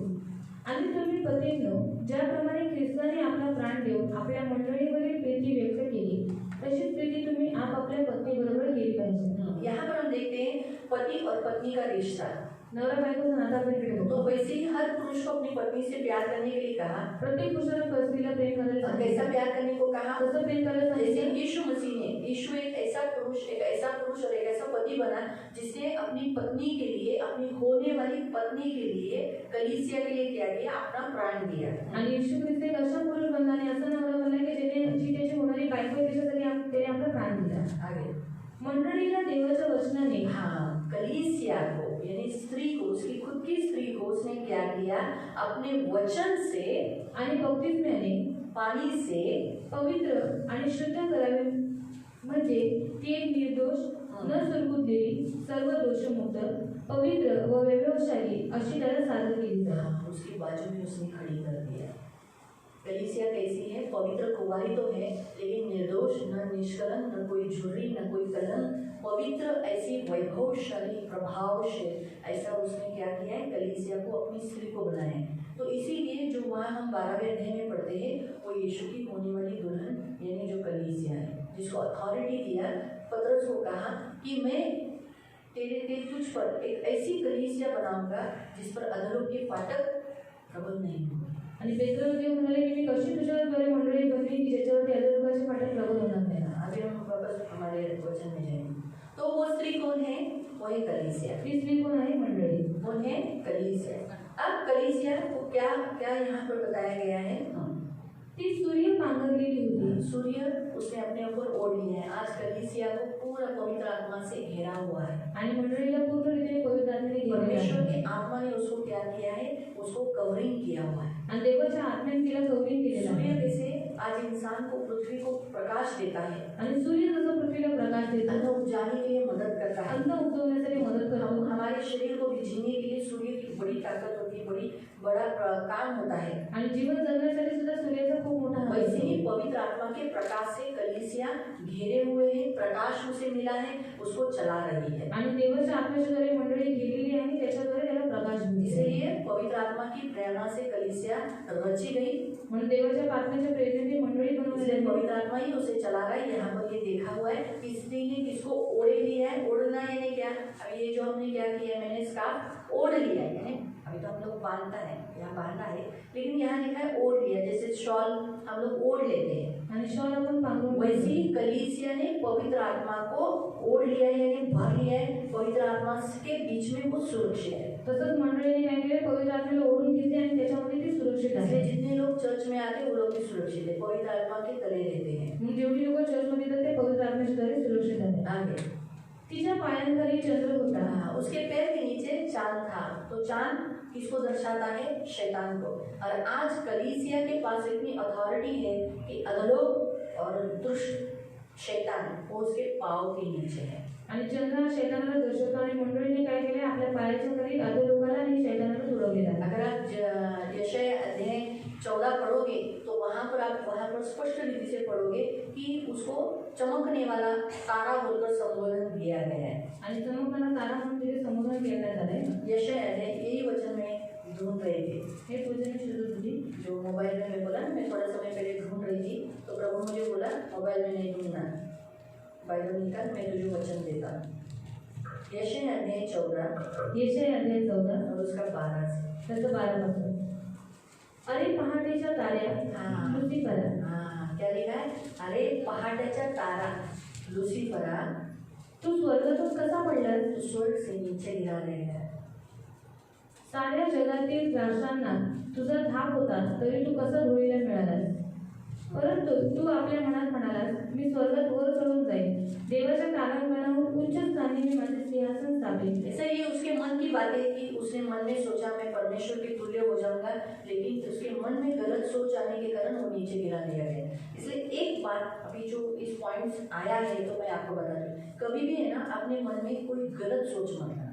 जैसे मन में आप सोचोगे वैसा ही होगा. आणि कधी आपल्या मनामध्ये चुकीचे विचार आणू नका. जसे तुम्ही मनामध्ये विचार करा उसने तसे तुमच्या मन मनात. में सोचा मैं परमेश्वर बनूंगा, वो मुझसे नहीं बोला था, आणि तो मनात म्हणाला की मी देवासारखं होईल, तो तोंडाने नाही लेकिन म्हणाला. परमेश्वर को ये बात मालूम होने के कारण उसने नीचे गिरा दिया. पण देवाला एक गोष्ट माहीत पडली म्हणून देवाने त्याला खाली इसलिए पडला. अपना मन कभी भी कंट्रोल करना. पण आपलं मन कधीही नियंत्रणात जिसने ठेवा. मन को कंट्रोल किया उसने नगर को कंट्रोल किया, ज्याने मनाला नियंत्रण ठेवलं त्याने नगराला नियंत्रणात जीवन को ठेवलं. प्राप्त किया, आपल्या जीवनाला प्राप्त सुरक्षित केलं. रखा है. सुरक्षित इसलिए ठेवलं. मन कभी भी स्लिप होने नहीं देना, कभी नेगेटिव थॉट आने नहीं देना. आणि मन कधी स्लिप होऊन देऊ नका, चुकीचे विचार येऊन देऊ नका. ये बहुत ख्याल करो, हे खूप काळजी घ्या. क्योंकि हमारे मन की बातें परमेश्वर जानता है. आपल्या मनातल्या गोष्टी देव अगर जाणतात. हम मन में बोले, मैं तो मुंह पे बोल रही हूँ, नहीं बाबा माझा देव तो खूब चांगला है. और मैं मुझसे कहती हूँ कि मेरा परमेश्वर बहुत अभी अच्छा आपको तो है. लगेगा कि तू कितनी अच्छी है बाबा, आणि तुम्हाला वाटतं की तिथे किती लेकिन चांगलं. मेरा मन कैसा है ये प्रभु को मालूम है. मैं मुंह से तो बोल रही हूँ प्रभु बहुत अच्छा है, लेकिन मेरे मन में मैं बोल रही हूँ काय मध्ये एवढी प्रार्थना करते, देव काय कर कसं नाही, देव असा का करतो जीवनामध्ये, असं म्हणतो करायला पाहिजे होतं देवाने. ये मन में मैंने बोला है, आणि मी मनामध्ये सोच लाए हैं, असे विचार आणले. ये गलत सोच लाना. हे चुकीचे विचार. आप लोग को मालूम था कि मेरे मन में ऐसा सोच आया, तुम्हाला माहिती होतं की माझ्या मनात असे विचार आले तो ऐसा सोच आ सकता है, हम आने नहीं देना है. आणि असे विचार येऊ शकतात, आपण येऊ नाही लेकिन द्यायचे. यहाँ पे कभी मालूम, येतात केव्हा माहिती जब आहे? हम मन में वचन भरते नहीं जेव्हा आपण मनामध्ये वचन धरत नाही तभी अटैक होते हैं. तेव्हाच हमले अगर हम होतात. बाइबल नहीं पढ़ते ना जर आपण बायबल नाही तो वाचलं मन खाली रहता है, तेव्हा मन रिकामी और जब असतं. रिकामा घर और रिकामी तो घर भूतांचा वास. वहाँ पर उद्योगा वास. हे हमेशा याद रखो. नेहमी म्हणून म्हणतात ना लक्षात आपलं घर कधी खाली ठेवायचं नाही. ठेवा. इसलिए कहते हैं कि अपना घर कभी भी खाली नहीं म्हणून लोक रखना. का सामान आणतात, और लोग क्यों सामान आपलं लेकर घर आते का हैं? सामानाने भरतात, और अपना घर सामान से क्यों भर देते हैं? माणसांनी का भरतात, मनुष्य से क्यों भर देते हैं? कारण बाबा घरात कोण भूत येऊ नये. क्योंकि घर में कोई भूत नहीं है. माणसं जिथे आहेत तिथं भूत नाही. और जहाँ पर मनुष्य लोगों है, की वहाँ पर भूत mentality नहीं. है. ऐसे लोगों की मेंटेलिटी है. म्हणजे माणसाचा विचार काय आहे, घर खाली तर तिथं भूत आहे. और मनुष्य की सोच क्या है कि जहाँ पर घर खाली वहाँ पर पण भूत है. आत्मिक रीतीने जर मन आपलं खाली असेल ना तर तिथं भूतांचे विचार येणार, खाली तो टाकणार. अरे काय करते, याला नाही का बसते, टाइमपास कशाला, तुला घरी टाइमच टाइम, चल घे मोबाईल हातात बघत बस. और अगर हमारा मन खाली होगा तो हमारे मन में वो गलत गलत सोच डालेगा. लेकिन अगर हम वचन पढ़ते तो फिर सोच नहीं आएगी. अगर आपण वचन वाचतो तो तसे वाईट विचार येणार तो नाही. चांद हमारे पाँव के नीचे यानी कलीसिया के पैरों के नीचे है वो है शैतान. आणि चंद्र हा पायाखाली आहे, म्हणजे मंडळीच्या खाली आहे शैतान. आत्मिक दृष्टिकोन से परमेश्वर यहाँ एक ऐसा स्वर्गीय चिन्ह परमेश्वर दिखा रहा है. आणि असे एक स्वर्गीय चिन्ह देव दाखवतो. आप जिस कलीसिया में आते हैं और संसार में जितनी कलीसिया है वो पावरफुल है. आप देखो आणि ज्या मंडळीमध्ये तुम्ही येतात आणि या जगामध्ये जेवढ्या मंडळी आहेत त्या सगळ्यात पावरफुल सारी आहेत. कलीसिया यीशु की है. सगळ्या मंडळी येशूच्या ये आहेत. सारी कलीसिया मिलकर जो एक कलीसिया का यहाँ प्रतीक बताया गया है. सोचो कलीसिया के पास कितनी पावर है कि उसके पैर के नीचे शैतान है. आणि सगळ्या मंडळींकडे एवढं पावर आहे की त्यांच्या पायाखाली शैतान आहे. साथ साथ प्रियो ये भी आप देख लेना कि मत्ती अध्याय 16 में परमेश्वर ने यीशु मसीह ने ऐसा ही कहा कि इस कलीसिया को मैं ये अथॉरिटी देता हूँ कि अधोलोक इस पर प्रबल नहीं होगा. यानी जितने लोग चर्च में आते हैं वो कभी भी अधोलोक में नहीं जाएंगे. आणि मध्य 16 मध्ये तुम्ही वाचू शकता की मंडळीला देवाने एवढा अधिकार दिलाय की त्याच्यावरती अधोलोकाची पावतात प्रबल होणार नाही. मग तसंच जे लोक मंडळीमध्ये येतात, जे व्यक्ती येतात त्यांच्यामध्ये पण म्हणजे अधोलोकाची पाठक आहेत ते सुद्धा प्रबल होणार नाही. इसीलिए प्रियो चर्च आना बहुत बहुत जरूरी है. म्हणून मंडळीमध्ये येणं खूप आप घर महत्त्वाचं आहे. में चाहिए उतना प्रेयर करो, जरा तुम्ही पाहिजे तेवढी प्रार्थना करा, पूरा दिन प्रेयर करो. पूर्ण दिवस प्रार्थना करा. लेकिन जो प्रभु का दिन है, प्रभु ने कहा 6 दिन काम कर 7वां दिन वो आना ही है. मग जसं देवाने सांगितले की तू 6 दिवस काम कर, 7व्या दिवशी विश्रांती कर, यायचं आहे. हे महत्त्वाचं आहे. को समझा. तो इसीलिए हम देखते हैं कि चांद उसके पाँव के नीचे है और फिर तिच्या डोक्यावर 12 ताऱ्यांचा मुकुट होता। हाँ, उसके सिर पर 12 तारों का मुकुट था। वो 12 तारे 12 प्रेषित है, 12 प्रेरित है जिन्हें परमेश्वर ने यीशु मसीह ने चुना। पतरस, याकूब, यूहन्ना, ये जो 12 प्रेरित है जिनके द्वारा ये कलीसिया बनाई गई जो सारे जगत में फैल गई। आणि जे येशूचे 12 प्रेषित आहेत ते हे 12 तारे आहेत जे त्यांच्याद्वारे मंडळी आज ये 12 शिष्यों के द्वारा ही सारे जगत में कलीसिया फैली। आज या 12 शिष्यांच्या द्वारे पूर्ण जगामध्ये मंडळी इसीलिए फैलली। देखा है वहाँ 12 तारों का जो मुकुट है जो यहाँ हम देखते थे आणि 12 ताऱ्यांचा मुकुट जो आपण इकडे बघतो तो सारे संसार में ये 12 तारे वहाँ क्या हो गए, मंडलाए गए। वहाँ पर उन्होंने जाकर बीज बोया। इसीलिए आज ऐसा कोई कोना नहीं जहाँ मसीह नहीं। आणि या 12 तारेने जाऊन प्रत्येक ठिकाणी बी पेरले म्हणून असं कोणताच कोपरा नाही की जिथे मंडळी नाही। इसीलिए यहाँ लिखा है 12 तारों का मुकुट, क्योंकि पहला जो कलीसिया का जो बीज बोया गया वो कहा इन 12 तारों के द्वारा, इन प्रेरितों के द्वारा। आणि पहिले जे बी पेरण्यात आले ते 12 प्रेषितांच्या द्वारे पेरण्यात आले। और मैंने पहले भी अभी थोड़े समय पहले पढ़वाया, पहला अध्याय 20वां वचन, 12 तारे कलीसिया के दूत को दर्शाता है। आणि 12 तारे हे देवाच्या दूतांना दर्शवतात। वहाँ पर ऐसा ही लिखा ना, 7 दूत वो क्या है, कलीसिया के नहीं, 7 तारे जो कलीसिया के 7 दूत है। आणि 7 तारेची 7 मंडळींची पुढारी आहेत। तो हम यहाँ यही देखते हैं जो उसने तारों को मुकुट पहना था 12, वो एक स्टार्टिंग के जो 12 प्रेरित थे वो बड़े इम्पोर्टेंट थे, उनके द्वारा आज हम लोग आणि सुरुवातीचे जे 12 प्रेषित होते ते खूप महत्त्वाचे आहेत, त्यांच्याकडे आज आपण। अच्छा हो गया हमारे भारत देश में थॉमस आया। बरं झालं आपल्या भारत देशामध्ये थोमा आला। प्रभु की स्तुति हो। देवाची स्तुती असो। वो आया इसीलिए आज हमारे भारत देश में इतने लोगों को गॉस्पेल मिला। तो आला म्हणून त्याच्याद्वारे खूप लोकांना सुवार्ता मिळाली। इसलिए 2000 बहुत साल पहले, अभी 2021 है, आता 2021 आहे। तो सोचो शायद 90 में आया था ना थॉमस, 54 में या 90 के बीच में थॉमस हमारे भारत देश में आया था। यानी 2000 के कंप्लीट होने को थोड़ा सा साल, 2000 साल के थोड़े से पहले ही 2021 साल हुआ यीशु मसीह को जिलाए। आणि 2021 वर्ष झाली येशू ख्रिस्ताला जिवंत हो गए। उसके बाद ही कुछ सालों के बाद वो थॉमस इधर आए। आणि त्याच्या काही थोड्या काळाच्या नंतर थोमा इकडे आला। आप अनुमान लगा सकते हैं तुम्ही अनुमान लावू शकता। इतने सालों से हमारे भारत देश में भी बीज बोया गया है। आणि एवढ्या वर्षापासून भारत देशामध्ये बी पेरण्यात आले। अभी हमारे भारत देश में क्रिश्चियंस हो गए ज़्यादा, वो दिखाई दे रहे, वो अभी अंतिम काल है इसलिए दिखाई दे रहे, या अभी आप समझोगे। आणि आता जसे ख्रिस्ती दिसतात ते अंतिम काळ म्हणून आपल्याला दिसतात। हाँ भी, वो स्पष्ट रीति से यहाँ लिखा है। ये पहला दृष्टांत है जो उसने देखा। हा पहिला दृष्टांत आहे वो गर्भवती है, ती गर्भवती आहे। इसका मतलब हम सब उसके पेट में हैं। आणि आपण सगळे तिच्या पोटात अब आहोत। समय निकट आ गया है। आता वेळ जवळ आलेली आहे। पहला फल यानी हम कुछ जो तैयार है उसको लेके जाने के लिए, प्रथम फळ जे आपण तयार आहोत त्यांना घेऊन जिसका अर्थ है जायचं। rapture। ज्याचा अर्थ आहे जो rapture। बच्चे बाद में कहा जाएंगे परमेश्वर के सामने। आणि जे वाचलेले ते कुठे जातील नंतर देवाच्या हाँ, समोर। बस 5वां वचन। त्या स्त्रीने एका अशा मुलाला जन्म दिला हाँ, उसने एक ऐसे बच्चे को जन्म दिया की तो सर्व राष्ट्रांवर लोहदंडाने राज्य करणारा होता। हाँ त्या मुलाला देवापुढे व राजासनापुढे उचलून नेण्यात आले। हाँ, हमारी हिंदी में कैसा लिखा है मालूम, वह बच्चा एकाएक अचानक रैप्चर होगा। अचानक जैसे रैप्चर एकाएक परमेश्वर के पास, उसके सिंहासन के पास उठाकर पहुंचा दे, हम अचानक रैप्चर हो जाए। आणि आपला अचानक रैप्चर होईल। यानी कलीसिया का भी एक समय है प्रसव पीड़ा होने के लिए, जो पहले बच्चे को जन्म देंगे। आणि मंडळीची पण एक वेळ आहे प्रसूती वेदना देऊन मुलाला जन्म देण्यासाठी, जे पहिल्या मुलाला जन्म देईल। पहला बच्चा जो रैप्चर के बच्चे, पहिलं मूल जे रैप्चरचे मूल आहे। दूसरा बच्चा दुसरं मूल जब यीशु मसीह आएगा तभी जो कलीसिया के कुछ लोग बचे रहेंगे, उस समय भी बहुत सारे मसीह लोग होंगे, वो लोग। आणि जेव्हा येशू ख्रिस्त आहे तेव्हा पण खूप सारे ख्रिस्ती लोक जे वाचले असतील ती लोक। पहला फल जो पके हुए मसीह लोग जिन्होंने अपने आप को तैयार किया, सुशोभित किया, अपने आप को बनाया, आणि जे पकलेले ख्रिस्ती लोक ज्यांनी स्वतःला तयार केलं देवासाठी, वो पहला पके हुए फल है। आणि ते पहिले पिकलेली फळ आहे। इसलिए प्रियो अपने आप को तैयार करो, क्योंकि हम भी अंतिम दिन में हैं। आणि म्हणून स्वतःला तयार करा, कारण अंतिम काळामध्ये बाइबल में लिखा है, तीसरा वचन में ऐसा लिखा है कि वो पीड़ा में है, क्योंकि वो प्रसव की पीड़ा में। लेकिन तीसरे वचन में ऐसा लिखा है कि उसे एक ऐसा चिन्ह दिखाई दिया, त्याला एक असं चिन्ह दिसण्यात आलं। 7 से 10 सिंग वाला लाल अजगर दिखाई दिया। 7 डोके 10 शिंगे असणारे एक अजगर त्याला दिसला। हाँ, उसके वो 7 सिरों के ऊपर राजमुकुट है, आणि 7 डोक्यांवरती राजमुकुट आहे। और वो जो अजगर है आणि जो अजगर आहे वो स्त्री के सामने है। तो स्त्रीच्या समोर आहे। इसीलिए हम अभी जो सारे संसार में मसीह लोगों को अरे मसीह लोग बहुत बढ़ रहे हैं, धर्म परिवर्तन हो रहा है, अरे लोग ये ज्यादा बढ़ रहे हैं, ये क्यों दिखाई दे रहा है? क्योंकि रैप्चर का समय निकट आया है। क्योंकि शैतान ये जो यहाँ बताया गया है कि मसीह लोग प्रकट किए गए आणि ख्रिस्ती लोक प्रकट करण्यात आले। किसके सामने? शैतान के सामने। शैतान को मालूम हो गया है कि अभी रैप्चर का समय निकट आया है आणि शैतानाला माहित पडले की रॅप्चरची वेळ जवळ आली। इसीलिए वो क्या करना चाहता है? सताव के द्वारा, घर में नाना प्रकार की परीक्षाओं के द्वारा, आपके इस घर में जीवन में संकट के द्वारा आप अगर इस संसार में बिजी हो गए तो फिर आप उठाए नहीं जाओगे ना।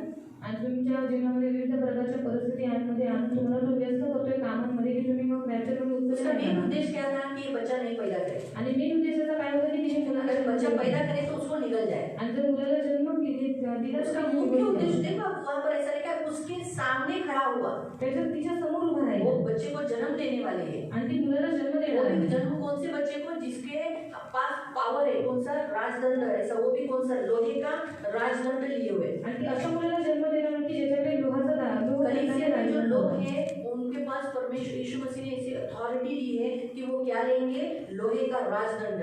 आणि ख्रिस्ती लोकांकडे असं एक अधिकार आहे की ती लोक लोहाचा राजदंड बाइबल बताती है, आप रेवलेशन में पढ़ो, दूसरा अध्याय उसका 27। इसे मैं आपको एक क्लू दे रही हूँ कि रैप्चर का समय कब है, वो एक छोटा सा क्लू दे रही हूँ। सचमुच जो ये शाम का वचन था, संडे का शाम का, वो मैं अभी आपको सिखाया हूँ। शाम को संडे का चर्च का एक क्लू दिया था। कौन सा क्लू दिया था? कितने जन थे शाम के चर्च को? 1 2 आप लोग नहीं है, ठीक है, जाने दो, छोड़ दो। वैसे मैंने एक क्लू दिया था शाम के चर्च को। आणि क्ल्यू दिला होता संध्याकाळच्या मंडळीला। कौन सा क्लू दिया था? पवित्र आत्मा जब गुड फ्राइडे आएगा तो 50वां दिन पवित्र आत्मा उठा ले जाएगा तो हम भी उठा ले जाएंगे। एक क्लू दिया था, वो क्लू दिया था ये तो वही है, पीछे का अगर आप देखोगे तो वहाँ दिया है कि जब पुनरुत्थान दिन आएगा, यानी गुड फ्राइडे आएगा, जेव्हा जेव्हा गुड फ्रायडे येईल, गुड फ्राइडे के बाद फिर क्या आता है? रेजरेक्शन डे, यानी पुनरुत्थान का दिन आता है। आणि गुड फ्रायडेच्या नंतर पुनरुत्थान दिवस येतो। पुनरुत्थान का दिन से 50 दिन गिनने का। आणि पुनरुत्थानाच्या दिवसापासून 50वे दिवस पुनरुत्थान दिन दिवस संडे था। आणि पुनरुत्थान दिवस यीशु रविवार। मसीह रविवार को जिलाया गया। येशू ख्रिस्त रविवारी जीवन झाले। इसलिए प्रियो, हम मसीहों को रविवार को चर्च में आना जरूरी म्हणून है। आपल्या ख्रिस्ती लोकांना रविवारच्या चर्चमध्ये येणं महत्त्वाचं आहे। पवित्र आत्मा जो 50वें दिन में आया था, आणि पवित्र आत्मा जो 50व्या दिवशी आला होता वो भी रविवार था। तो पण रविवार वो भी होता। मैंने क्लियर हुआ, उसको इसके पीछे दिखाया था। और ये 50वां जो दिन था वो पेंटिकोस्ट का दिन था, उस दिन संडे था। आणि 50वा दिवस जो पेंटिकोस्टचा दिवस होता तो होता रविवार। यीशु मसीह जिलाया कौन से दिन? येशू ख्रिस्त जिवंत केव्हा झाला? रविवार। रविवारी।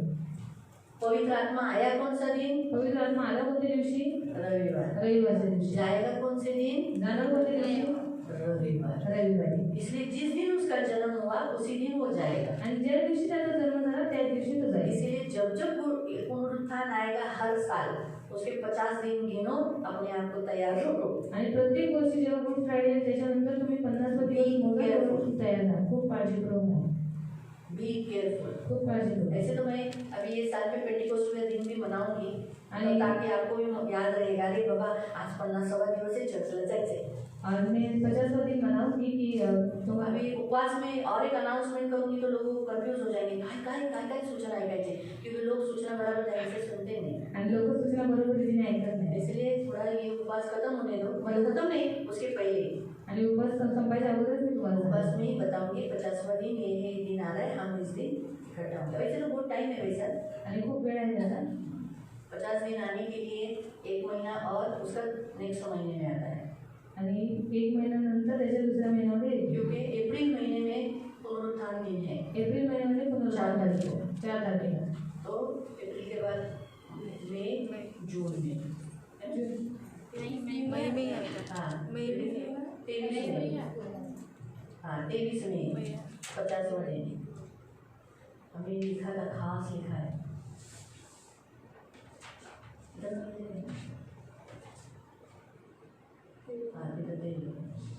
हाँ 23 में, वो भी संडे ही आता है। देखो कभी भी आप देखोगे ना 50वां दिन वो संडे ही है, आणि कधी पण बघितलं 50वा दिवस रविवारी आहे। इसलिए केयरफुल रहना। म्हणून काळजीपूर्वक राहा। मैं एक बात जानती हूँ कि कि मैं जो भी कलीसिया के लिए जितने दर्शन देखे वो सच होते हैं। आणि मंडळीसाठी मी जेवढे दर्शन बघितले ते खरे होते. तो एक जैसे वो दर्शन मैंने जो देखा था, जसं मी दर्शन बघितलं होतं कि हम संडे के दिन चर्च में इकट्ठा हुए हैं आपण रविवारच्या दिवशी सगळे एकत्र झाले और पश्चाताप की प्रार्थना करा रहे, सुबह का चर्च था, आणि सकाळची मंडळी होती पश्चातापाची प्रार्थना करत होते सुबह का चर्च प्रार्थना करवा रही, बोले पश्चाताप करो। आणि प्रार्थना करत होती पश्चाताप करा. कोई कोई लोग तो मालूम है ना चर्च में आते पश्चाताप नहीं करते पहले, आणि काही लोक चर्चमध्ये येतात पण पहिले पश्चाताप नाही पहले करत. अंदर आने के बाद कैसे पहले घुटने पे आके प्रभु से माफी मांगना, प्रभु मुझे क्षमा कर, मेरे से बहुत पाप हुए, मुझे माफ कर, ऐसे दिल से माफी एक एक पाप। और खास करके हम जो पाप ज्यादा करते हैं ना उसके लिए हम ज्यादा बोलते प्रभु माझ्या गुन्हे चूक झालं, मला क्षमा कर, करते हैं ऐसा सबको, क्योंकि हम निर्बल है, प्रभु को मालूम है, आणि आपण निर्बल आहे देवाला माहिती आहे. इसलिए वो पश्चाताप कोई कोई लोगों ने किया नहीं, काही लोकांनी केलं मैं नाही. कर रही हूँ, मैं बोल रही हूँ करो करो, मी म्हणते की करा और करा. अचानक क्या हो गया, अचानक काय झालं, एक उठ के गायब होने लगा, एक उठून काय बीच में बोलतात सारा खाली हो गया, बहुत लेडीज की जगह भी खाली हो गई। आणि स्त्रियांची जागा पुरुषांची जागा सगळी मैं डर गई, मी और घाबरले मैंने बोला प्रभु मैं रह गई ना, आणि देवाला म्हटलं मी नाही मुझे नहीं रखना, मला नको ठेवू. मुझे भी उठा लिया। मग देवाने मला पण घेतलं. फिर बाद में कितने होते हो उठाए गए नहीं गए मुझे नहीं मालूम। आणि नंतर मग किती लोक राहिले ते मला नाही माहिती. बी केयरफुल, मी खूप काळजी करू. मालूम है, इसलिए प्रभु का दिन प्रभु को ही लेना। देवाचा दिवस देवाला यहाँ आहे. दूसरा क्लू बता रहे हैं, इथे दुसरा वैसे दिवस सेकंड क्लू में संडे को शाम को चर्च को थोड़ा सा दूंगी, लेकिन इतना स्पष्टीकरण नहीं होगा, लेकिन सेकंड क्लू आएगा क्योंकि उस वचन में सेकंड क्लू है ही। आणि त्या वचनामध्ये सेकंड क्यू आहे. यहाँ हम देखते हैं कि ये जो अजगर जो है वो उस स्त्री के सामने है। हाँ मैं लोहे का राजदंड है ना, हाँ 2:27 पढ़ो। आणि मातीच्या पात्राच्या ठिकऱ्या होतात त्याप्रमाणे लोहदंडाने तो त्यांच्यावर अधिकार गाजवतो. हमारे 2:7 में लिखा है, 2:27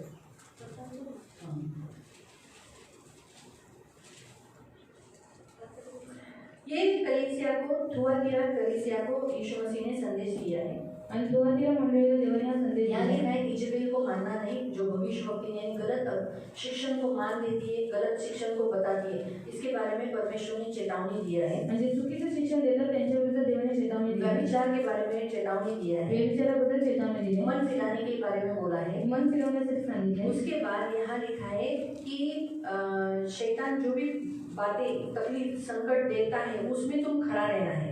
आणि शैतान जे काही तुम्हाला त्रास देतो संकट देतो त्याच्यामध्ये उभं राहायचं. जो जय पाएगा जो जय प्राप्त करेल उसको मैं ऐसा अधिकार दूंगा त्याला मी असा अधिकार कि वो देईन लोहे का राजदंड लिए हुए तो लोहाचा राजदंड घेऊन राज करेगा, राज्य करेल. और जिस प्रकार कुम्हार मिट्टी के बर्तन को चकनाचूर करता है वैसे ही वो भी करेगा। आणि जसं कुंभार मातीच्या ठिकाणी जसं चकनाचूर करतो तसं तू तो करेल. लोहे का राजदंड किसको दिया है? कलीसिया में आने वाले बच्चों को, आणि लोहाचा राजदंड कोणाला दिले? कलीसिया को। मंडळीला. तो यहाँ पर हम वही देखते हैं ना कि जिस बच्चे को उसने जन्म दिया ज्या मुलाला तिने जन्म उस दिला बच्चे के हाथ में क्या था? लोहे का राजदंड। त्या मुलाच्या हातामध्ये तो लोहाचा इसका राजदंड. मतलब है कि जो चर्च में आने वाले लोग हैं उन्हीं को चर्च क्या करेगी? जन्म देगी, पहले फल को परमेश्वर के सामने देगी। आणि जे चर्चमध्ये जाणारे लोक आहेत त्यांना ती काय करेल? पहिल्या मुलाला जन्म जो देईल. हम 12वें अध्याय का पढ़ रहे हैं। 12व्या अध्यायाचा आपण अब वाचतो. इसमें हमको क्लू क्या है? याच्यामध्ये आपल्याला क्ल्यू काय आहे? वो क्लू है तो क्ल्यू आहे तीसरा वचन। तिसरं वचन. तोच एकाएकी एक प्रचंड अग्निवर्ण अजगर दृश्यमान झाला. त्याला 60 डोके आणि 10 शिंगे होते. 10 सिंह यानी यूनिटी। आखिर ऐसा अभी का काल में एक ऐसा सारे जगत के लोग जो धर्म के पुजारी हैं आणि जे धर्माचे पुढारी आहेत सारे संसार में पूर्ण नाना जगामध्ये प्रकार के यहाँ इस जाति में बहुत है, जाति होने के कारण बहुत सारे धर्म बन चुके हैं आणि खूप सारे जाती असल्यामुळे खूप सारे धर्म बनले. और उन धर्मों के जो पुजारी हैं वो एक होने वाले हैं। आणि त्या धर्माचे जे पुढारी आहेत ते एक होणार वो आहेत. एक हो जाएंगे जिसे लिखा है 10 सिंह। आणि ते एक होतील त्याला म्हणण्यात आले 10 शिंगे. कोई लोग फोटो निकालते समय ऐसा करते हैं ना, काही लोक फोटो काढताना असं करतात. ये इस शैतान का प्रतीक है, आणि हे शैतानाचं प्रतीक आहे. सिंह को दर्शाता है। शिंगाला दर्शवतो. जो जादूटोना करते हैं और जो शैतान की भक्ति करता है, शैतान का पुजारी, उन्होंने खुद ही टीवी पे बताया कि ये जो चिन्ह है वो शैतान के सिंह को दर्शाता है। आणि जे जादूटोना करणारे त्याने स्वतःहून सांगितले की हे जे प्रतीक आहे ते शैतानाच्या शिंगाला दर्शवतो. जादूटोना करणारे पण आणि शैतान का जो पुजारी है, शैतान की भक्ति कर रहा हूँ, जैसा हमारा कैसा चर्च है वैसे ही शैतान का भी चर्च है। आणि शैतानाचं सुद्धा चर्च आहे और वो लोग ऐसा प्रतीक करते हैं, उसने ही खुद बोला पुजारी ने कि इसका चिन्ह है शैतान का सीन। आणि तो पुजारी स्वतः म्हणाले की याचं चिन्ह आहे शैतानाचं चिन्ह। इसलिए भी केयरफुल, कभी भी हम लोग को ज्ञान नहीं है, इसलिए हम लोग को मैंने नहीं किया है। मुझे तो वैसे भी पहले से पसंद नहीं था, क्योंकि मैं खुद बोलती थी ठीक है ऐसा फोटो अच्छा निकालो, ऐसा हंसो, ऐसा निकालो, ये क्या है, ऐसा ऐसा ऐसा कितना अच्छा फेस है वो, ऐसा करते नहीं क्या? कोई लोग ऐसा करेंगे, ये आईब्रो ऐसा ऊपर करेंगे, अरे काय को अपना आईब्रो ऐसे ही खड़े रहो ना, या फिर कोई अच्छी पोज हो, लेकिन ये क्या गर्दन ऐसा आगे कर देगा, ये तो ऑलरेडी मैं पहले से ही इसके अगेंस्ट थी। अच्छा हो गया, प्रभु को धन्यवाद, मेरे से ये नहीं हुआ। आणि देवाला धन्यवाद की माझ्याकडनं या गोष्टी नाही झाल्या। हुआ होगा आपका किसी से तो क्षमा मांग लो। जर तुमच्याकडनं कोणाकडनं झालं असेल ते क्षमा तो मागा। कहने का उद्देश्य ये जो द सिंग है, यानी अंतिम काल में, यानी अभी के काल में ऐसा प्रोसीजर चालू है, अभी तक हुआ नहीं है लेकिन होने वाला है कि सारे धर्म के पुजारी लोग क्या करेंगे, मालूम है ना कितने सारे धर्म है इस पृथ्वी पर, बहुत सारे, वो सब साइन करेंगे कि आप सब लोग एक ही है। आणि जे धर्माचे पुढारी ते लोक काय करतील, साईन करतील आणि म्हणतील की सगळं एक आहे, सब एक है, सगळं एक आहे। यीशु भी है और दूसरे लोग भी, दूसरा भगवान भी, ये सब एक है। आणि दुसरे सगळे देवी देवता पण एक आहे। इसका समझ जाना कि अभी जल्दी हमारा रैप्चर निकट है। आणि तुम्ही ज्यावेळेस सगळे समजून जा की लवकरच आपला रॅप्चर जवळ आहे। सेकंड क्लू, हा आहे दुसरा क्लू, उठाए जाने का। उचलले और जाणे। अगर आप YouTube चैनल खोलोगे जर तुम्ही यूट्यूब उघडाल तो बहुत सारे ऐसे वीडियोस आपको मिलेंगे, ऐसी न्यूज़ मिलेगी आपको, जिसमें ये सारे पुजारी एकत्रित होकर साइन करने वाले हैं और एक ऐसा लॉ आने वाला है। यहाँ तक हमारे इंडिया के जो प्रधानमंत्री, उन्होंने भी भाषण में बताया है कि एक लॉ, एक नया नियम आने वाला है कि सारी कंट्री एक होने वाली है।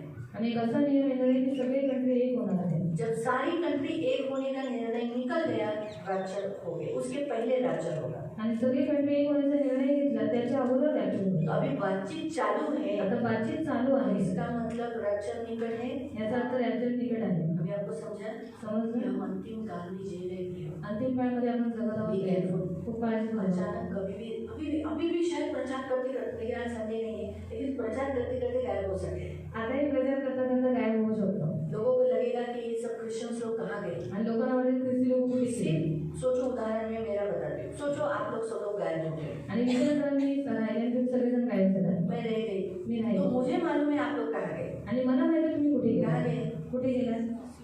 कहाँ गए, मुझे मालूम है आप लोग स्वर्ग उठा लिए गए। आणि मला माहिती आहे तुम्ही स्वर्गात उचलले गेले। लेकिन जो अविश्वासी है उनको मालूम है कि आप लोग स्वर्ग गए। पण जे अविश्वासी आहेत त्यांना माहिती आहे का तुम्ही स्वर्गात आपके गेले। घर वाले ढूंढेंगे, तुमच्या घरातील लोक शोधतील, आपके कुसुम की माँ बाप ढूंढेंगे, कुसुम त्यांचे आई वडील शोधतील। हिरामन किधर भगा के लेके गया उसको, इरावण कुठे गेले, बच्चों को भी लेके गया, मुलांना इतना बड़ा घर बनाया, एवढं मोठं घर बच्चे बनवलं। कहाँ हैं? मुलं कुठे आहेत? घर में कि बच्चे कोई नहीं है। घरात कोणच नाही। कांता के पास जाएंगे, कांता कांता भी भाऊ गायब है। तो पण गायब आहे।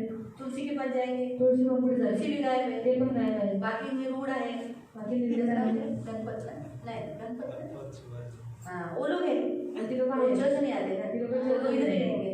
ते इकडेच राहते। अभी वो लोग को तो ये वचन मालूम नहीं, हम उठाए जाएंगे। आणि त्यांना हे वचन माहिती आहे की आपण उचलले जाऊ।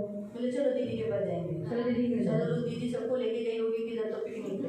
काही दीदीला पिकनिकला घेऊन गेले। इधर गया, इधर कोई पिकनिक, इधर चर्च पूरा खाली है। आणि ते चर्च पण रिकामं आहे। मालूम हुआ, तो अविश्वासी ढूंढेंगे, अविश्वासी लोक शोधते। ढूंढे ढूंढे, लेकिन जिन लोगों को मालूम है ज्या लोकांना माहिती आहे कि जैसे अगर सोचो हिरामन ने बता दिया कि बाबा आम्ही लोक आता उचलले जाणार आहे, आणि हिरामण भाऊने सांगितले की आम्ही उठारी अचानक मी माझा कुटुंब गायब झालो, अचानक से मैं और मेरा कुटुंब गायब हो गया। शोधू नको, आम्ही तो स्वर्गात ढूंढना गेलोय। नहीं, हम स्वर्ग में हैं। मी पण माझ्या आईला असंच बोलले। और मैंने भी मेरी माँ को ऐसे ही कहा है। मेरी माँ को स्वप्न दिखाई दिया था, आईने स्वप्न पडलं होतं मैंने नहीं बताया था, प्रभु सुनता है, मैंने नहीं पहले बताया था ये बात। आणि मी पहिली ही गोष्ट सांगितली नव्हती। मेरी माँ को एक स्वप्न दिखाई दिया माझ्या आईला स्वप्न दिसलं कि मेरी फैमिली में मेरे पति, मेरे दोनों बच्चे गायब हो गए हैं आणि मी माझा नवरा माझी दोन्ही मुलं गायब और झाले। चर्च का एक मेंबर ढूंढ रहा है हम लोगों को।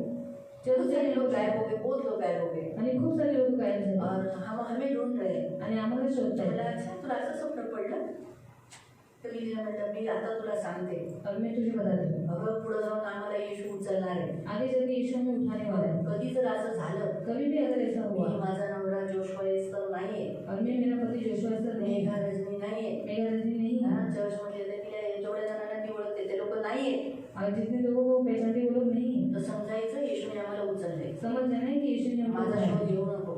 और मुझे ढूंढना मत. पुलिस कंप्लेंट करू नको. पुलिस कंप्लीट करता है. पुलिस में बहुत लोगों की कंप्लेंट जाएंगे ना, हमारा ये व्यक्ति गायब हो गया, हमारा ये व्यक्ति गायब हो गया, हमारा ये व्यक्ति गायब हो गया. बहुत लोग ढूंढेंगे लेकिन उनको मिलेंगे नहीं. क्यों? रैप्चर हो गए, कहाँ मिलेंगे लोग? आणि रॅप्चरसाठी लोक कुठे भेटले? अपने लोगों को पहले ही बोल के रखो. म्हणून आपल्या लोकांना पहिले सांगून मेरे घर के लोग हंसे थे. माझ्या घराचे लोक हसले होते. काही बोलते. कुछ भी बोलते. काही झालं येशूने हिला किती वेळ केले ना बिचारे. ते लोक माझ्या भाषेत करतात बिचारे. ते लोक माझ्यावर दया असताना असं वाटतं की माझी बुद्धी भेद आली है. लेकिन ये सच है. हे खरी गोष्ट आहे. मालूम हुआ? क्योंकि ऐसा बात बोलने पे तो किसी को भी क्या लगेगा? आणि अशा गोष्टी कोणाला काय बता वाटतं? देना.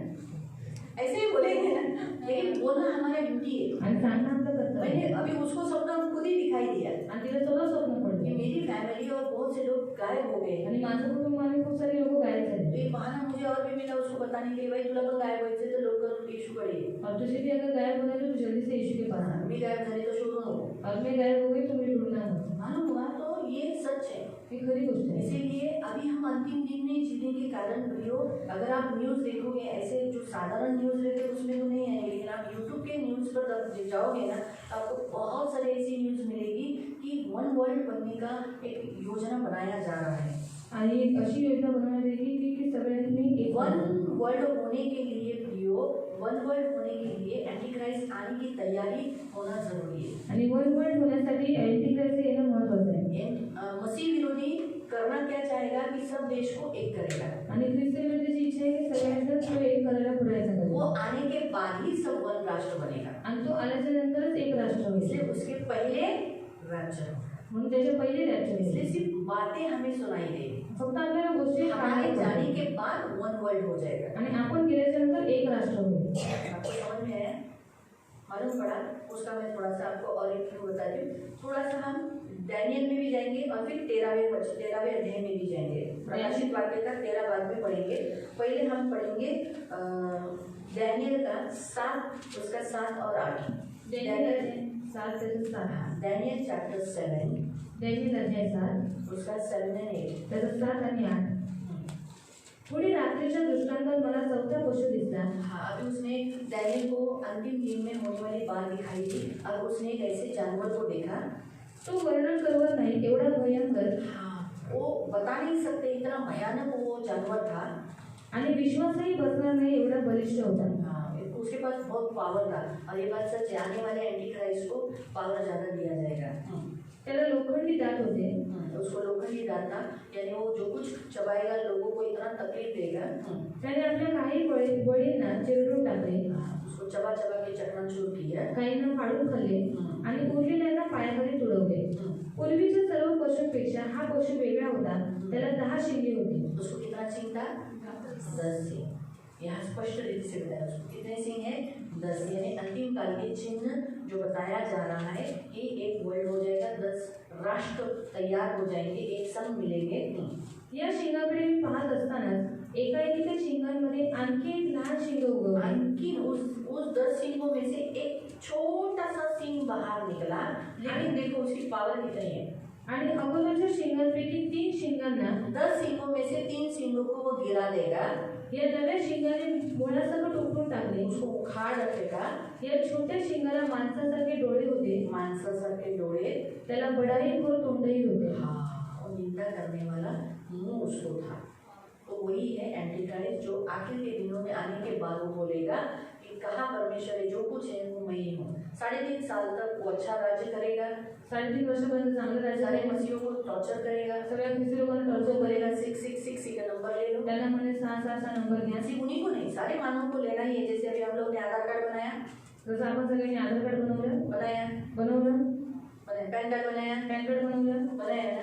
आगे जाके ये भी लॉ निकलेगा कि 666 ये नंबर गवर्नमेंट से निकला है, आपको लेना ही पड़ेगा. आणि असं पण एक नियम निघेल की सरकारने सांगितलंय की सगळ्यांना 666 नंबर इच्छा घ्यायचा. न होने के बावजूद भी गवर्नमेंट हमको लॉकडाउन किया. आणि इच्छा नसताना सुद्धा सरकारने काय केलं आपल्याला लॉकडाऊन केलं.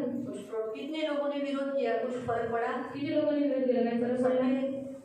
डंडे विंडे सब लोग ने खाए ना। आणि सगळ्यांनी आप लोकं तो वीडियो देखे होगे ना। आणि व्हिडिओ बघितले असतात हाँ, हमारी देखो हम भी कुछ नहीं कर पाए, हम भी आखिर में घर में ही बैठे रहे। आणि आपण पण घरातच मैं तो बसतो लॉकडाउन में बाहर ही नहीं निकली, मी तर लॉकडाऊनमध्ये बाहेरच नाही पडले डर के मारे नहीं, डरा भीतीमुळे नाही लेकिन निकली नहीं। पण पडले नहीं काम ही में तो मैं जोश का सामान लेकर आता था। आणि जसं सामान घेऊन यायचा आधे समय मेगा भी आती थी, इसलिए मुझे कोई प्रॉब्लम ही नहीं था, मैं लेती थी। मतलब देखो वो परिस्थिति ऐसी बना दी कि इंसान झुक गए, आणि ती परिस्थिती अशी बनवली की सगळे माणूस झुकले वैसा ही अंतिम में एक ऐसा लॉ निकलेगा कि ये नंबर लेना ही है। आणि अंतिम काळामध्ये असा नियम निघेल की हा नंबर घ्यायचाच आहे अभी कंपनीज में अगर अपनी पहले कैसे ना स्कूल में कुछ एंट्री कर आए हैं समय तो पहले साइन करते थे, आणि जर पहिले जर शाळेमध्ये जर एंट्री करायची असेल तर पहिले सही अभी करायची. ऐसा नहीं है। आता असं नाही हम रहे आता अंगठा घेण्याचा आहे अंगठा रखो, अंगठा टाइम भी आ जाता है और आपका प्रेजेंट भी करता है। निकलते समय भी जाते समय अंगठा लेके जाने का, आणि जाताना अंगठा घेऊन जायचं मतलब बाबा इसका टाइमिंग पे इसने ये दिया है। आणि वेळेवरती सुट्टी घेतली आपको समझ में आया? तो ऐसा ही आखिर के दिनों में ऐसा ही एक लॉ निकलेगा कि इधर 666 नंबर लेना है। आणि अंतिम काळामध्ये असा नियम निघेल की इथे 6 नंबर घ्यायचे एंटीक्राइस्ट आते ही सबसे पहले बोलेगा। आणि तिसऱ्या वेळी आल्यावरती लगेच तेच म्हणेल. तीसरा क्लू है, तिसरं क्ल्यू आहे यरूशलेम का मंदिर बनाया नहीं गया है। यरूशलेम का जो परमेश्वर का जो मंदिर है आणि यरूशलेममध्ये जे देवाचं मंदिर आहे वो बनाया नहीं गया है। ते बनवलं नाही गेलं उसके बनाने की जब चर्चा चालू हो जाएगी, आणि त्याची बनवण्याची चर्चा जेव्हा चालू होईल समझ जाना समजून जा शायद उसी दिन राज्य है या उसी दूसरे दिन शायद या दिवशी किंवा दुसऱ्या दिवशी वो त्याची. मंदिर बांधने का परमिशन सिर्फ एंटीक्राइस्ट ही देगा। आणि ते मंदिर बांधण्याची परवानगी आहे तो फक्त ख्रिस्त विरोधी देईल. अभी वहाँ इस्राएली बहुत पावर है इस्राएल के पास, आणि इस्रायलकडे खूप शक्ती आहे पावर आहे वो मंदिर नहीं बना सकते पण ते मंदिर नाही बनवू शकत क्योंकि उनको सपोर्ट चाहिए। कारण का त्यांना सपोर्ट पाहिजे. इस्राएल की राजधानी यरूशलेम है, ये सिर्फ कौन कर पाया? ट्रम्प कर पाया। आणि इस्रायलची राजधानी यरूशलेम आहे फक्त ट्रम्प करू शकला लेकिन इतने साल से पण एवढ्या वर्षापासून किसी में ताकत नहीं थी। कोणात तेवढी ताकद तो नव्हती. वैसे ही वहाँ जो मंदिर बांधना है आणि म्हणून तिथे जे मंदिर बांधणं आहे मुस्लिम कौम बांधने नहीं देगी, उधर के बाजू के जो राष्ट्र है वो बांधने को नहीं देंगे। आणि तिथे बाजूचे जे राष्ट्र आहेत ते बांधून नाही युद्ध देणार. छिड़ेगा। युद्ध छिडकेल. पहले मुसलमान मतलब जो उनके इस्राएल के बाजू के जो कंट्रीज और इस्राएल में विरोध था, आणि इस्रायलचे जे बाजूला राष्ट्र आहेत त्यांच्यामध्ये विरोध होता. लेकिन आज अड़ोसी पड़ोसियों के साथ इस्राएल का समिट है। आणि आज इस्रायल लोकांचा शेजारच्या बाजूच्या राष्ट्रांबरोबर समेट आहे एंटीक्राइस्ट आने के लिए प्रिपरेशन हो रहा है। आणि ख्रिस्त विरोधी येण्यासाठी प्रिपरेशन तयारी होते. यूएई और इस्राएल इन दोनों में समिट हो चुका है। यूएन वो लोग कभी युद्ध नहीं करेंगे, देश से आजाद कर सकते हैं। यांच्यामध्ये समेट झालेले आहे म्हणून ते आता कधीही युद्ध करणार नाही. येऊन जाऊन करू शकतात. ऐसे ही बाजू के दूसरे देशों ने भी आणि असंच बाजूच्या दुसऱ्या राष्ट्रांनी पण ये प्रकट है एंटीक्राइस्ट को आने की तैयारी कराने के लिए। आणि प्रकट आहे ख्रिस्त विरोधाला येण्याची तयारी हम करण्यासाठी. अंतिम दिन में जी रहे हैं। आपण अंतिम काळामध्ये जगतोय. बी केयरफुल, खूप काळजीपूर्वक जागरूक रहो, जागृत राहा, ख्याल करो। काळजी घ्या. मालूम हुआ 3.5 साल में जैसे वो कदम रखेगा, मंदिर सबसे पहले मंदिर बांधने के लिए परमिशन देगा। आणि जसं तो पाऊल ठेवेल तेवढं तसं तो काय करेल मंडळी बांधण्यासाठी परवानगी देईल. इसराइल क्रिश्चियंस उठा लिए गए तब यहूदियों का स्वीकार किया जाएगा। आणि जेव्हा ख्रिस्ती उचलले जाते तेव्हा यहुदी लोकांचा स्वीकार करण्यात येईल. उनका त्यागा जाना हमारा ग्रहण किया गया। आणि त्यांचं त्यागलं जाण्याने आपल्याला स्वीकार आज करायला हवा. वो त्यागे गए इसलिए हमें ग्रहण किया गया। आणि ते त्यागली गेली म्हणून आज आपल्याला स्वीकार हमें उठा करायला लिया हवा. जाएगा, उनको एक्सेप्ट किया जाएगा। आणि आपल्याला उचललं जाईल तेव्हा त्यांना ग्रहण करण्यात तब येईल. उनको एहसास होगा, अरे 3.5 साल मंदिर बन जाएगा, 3.5 साल के अंदर मंदिर बनेगा। 3.5 वर्षाच्या आत मंदिर अगर बघा. आप में से कोई रह गया तो ये प्रीचिंग या यूट्यूब पे ये प्रीचिंग रहेगा, देखने वाला भी बोलेगा बराबर प्रीच किया था। क्योंकि याद रखो उस समय वो जब मंदिर बनने के बाद वो खुद उस मंदिर में बैठेगा, वो परमेश्वर की यहोवा की भक्ति करने नहीं देगा। आणि जेव्हा ते मंदिर बनवले तेव्हा तो स्वतः जाऊन त्या मंदिरामध्ये बसले. तो यहोवा देवाची भक्ती करायला देणार इसलिए नाही. यीशु ने कहा, म्हणून येशू जब म्हणाला, तुम घृणित वस्तु को मंदिर में बैठी हुई देखो जेव्हा तुम्ही घृणित वस्तू मंदिरामध्ये बसलेली बघा तो सोचो अगर आप उस समय रह गए हो, उठाए नहीं गए हो, आणि जर तुम्ही त्यावेळेस खायला तरी उचलली नाही कोई गेली. है कोण आप में आहे से? तुमच्याकडे कोणी तो मैं रह गई, सोचो समजा मी राहिली. बोला रहे प्रभु मला पण ठेवू नको, सोचो मैं रह गई समजा मी राहिली. तो मुझे क्या करना पड़ेगा? मला काय करावं लागेल? यहाँ से भागना पड़ेगा। मग इथून पाळावं लागेल. मालूम हुआ?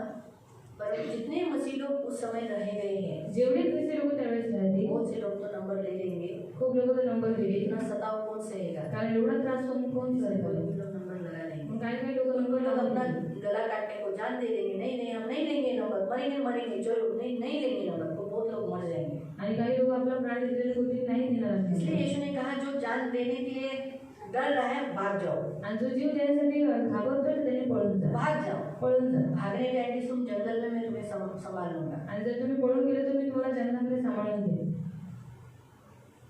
मालूम हुआ वो काल भयानक काल है, उसको लिखा गया है भयानक दिन बोला गया है हमारे हिंदी बाइबल में। आणि त्या काळाला एक भयानक काळ म्हणण्यात आले। यीशु ने कहा उस दिन की व्याख्या ऐसी की कि आरंभ से सृष्टि बनाने से पहले ऐसी पीड़ाएं, ऐसा दुख नहीं हुआ, ऐसा दुख वो काल में रहेगा।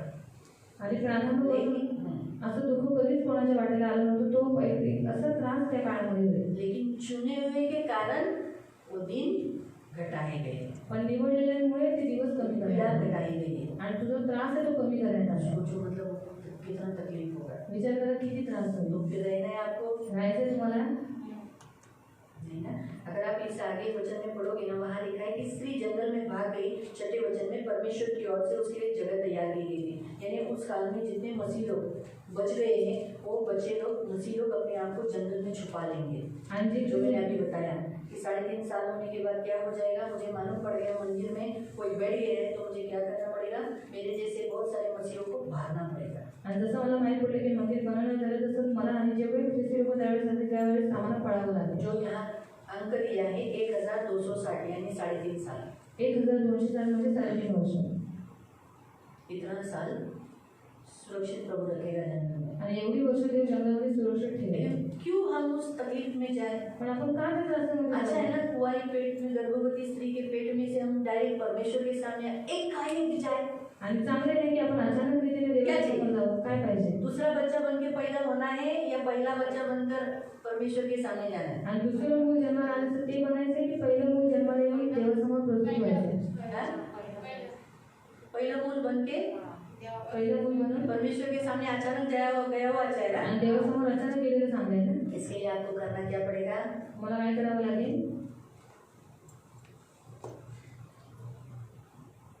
बताओ।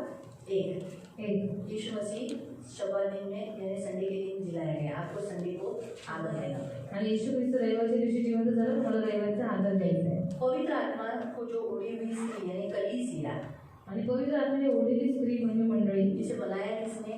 तिला बनवलं कोणी? पवित्र आत्मा ने। पवित्र इसलिए आत्म्याने। पवित्र आत्मा के द्वारा ही आपको शब्बात दिन पालन यानी संडे का शब्बात दिन पालन करते हुए उसके ही अनुसार चलना पड़ेगा। आणि पवित्र आत्म्याचे जरी शब्द दिवस पालन करून तुम्हाला त्याच्यानुसारच चालावं लागेल। तिसरं उसका ये लिखा हुआ पुस्तक, तो पवित्र आत्मा से भरा हुआ पुस्तक जो उसका है, अगर आप पढ़ते हो नहीं पढ़ते भी उसको ही मानो।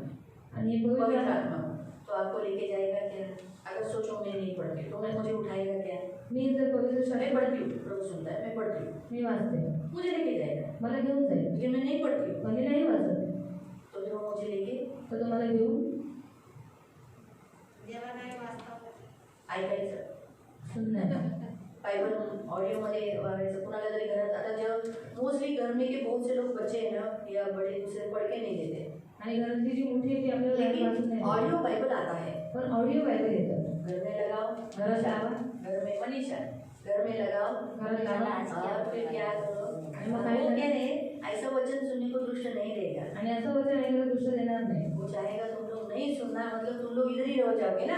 आणि जर तुम्ही वचन नाही ऐकलं तुम्ही इथंच घाल ना। फिर मनीषा आएगी, पूछेगी अरे दीदी किधर गई? दीदी ने कुछ नहीं, छोटी दीदी तेरी कोई नहीं। फिर मेरी तो ऐसी इच्छा है तू भी जाए। आणि माझी अशी इच्छा आहे की तुम्ही पण जावं। मैं तो ये प्रार्थना करती हूँ शत्रु भी पृथ्वी पे नहीं रहेंगे, वो संकट का काल इतना भयानक काल है। आणि तो संकटाचा काळ एवढा भयानक काळ आहे की शत्रू पण या दिवसामध्ये राहू नये। ऐसा हम, क्योंकि वो दिन जो सोचेगा ना तो सोचेगा बापरे कोणी नको रे बाबा, माणसांना एवढा त्रास आहे बापरे। क्योंकि जो तुरैया फूकी जाएगी, जो विपत्तियां बाद में 3.5 साल तो बहुत अच्छा रहेगा। 3.5 वर्षापर्यंत खूप चांगलं आहे, बाद का 3.5 साल इतना भयानक है, पण त्याच्यानंतरचे 3.5 वर्ष एवढे भयानक इंसान को आहे। अपना खुद का खून पीना पड़ेगा। माणसाला स्वतःचं रक्त प्यावं लागेल। जो नदी हम देखते पीने के लिए, वो नदी भी नहीं रहेगी, सब खून ही हो जाएगी। आणि जी नदी आपण बघतो ती पियायची ती पण नाही राहणार, ती सगळी रक्ताने भरून जाईल। भयानक, तो पानी कहाँ से मिलेगा? मग पाणी कुठून भेटेल? जो जंगल में यीशु के लोग भागे हैं उनको ही पानी मिलेगा, उनको ही रोटी मिलेगी। आणि जे जंगलामध्ये पळून गेले त्यांनाच फक्त पाणी बाइबल में भेटेल। लिखा है मनुष्य किससे जीवित रहेगा? आणि माणूस कशाने जिवंत राहील?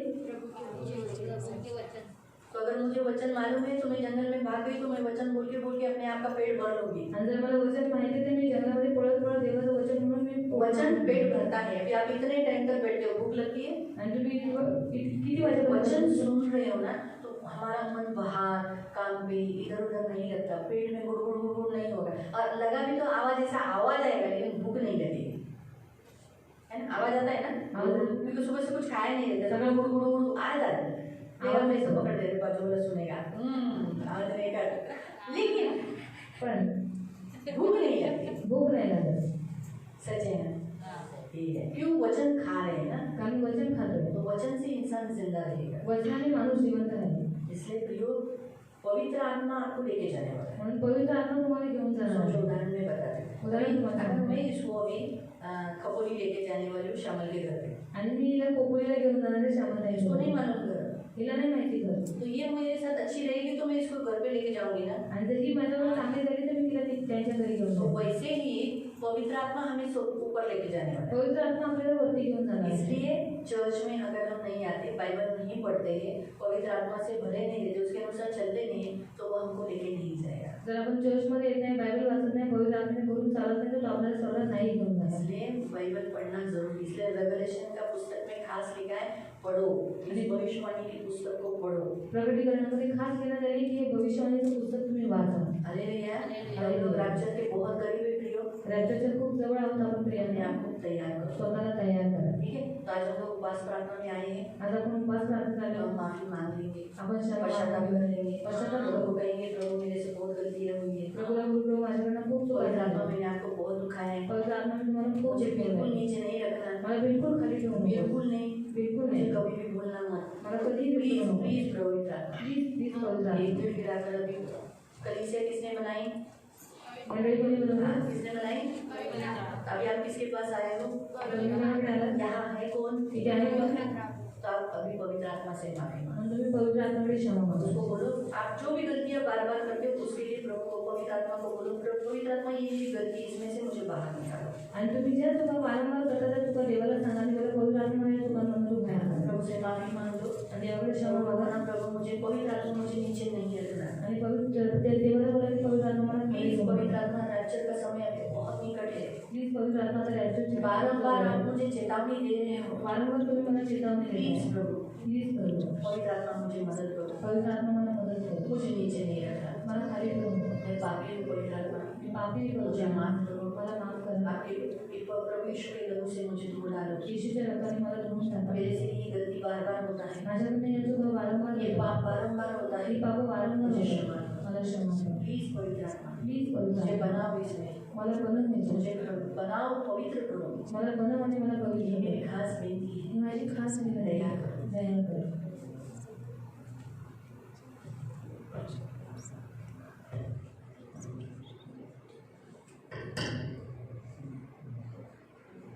नाम में प्रेमी पिता प्रभु यीशु के नाम से प्रभु मैं आपके सामने आती हूँ, मैं धन्यवाद देती हूँ मेरे राजा, मेरे महान पवित्र सेनाधीश पिता।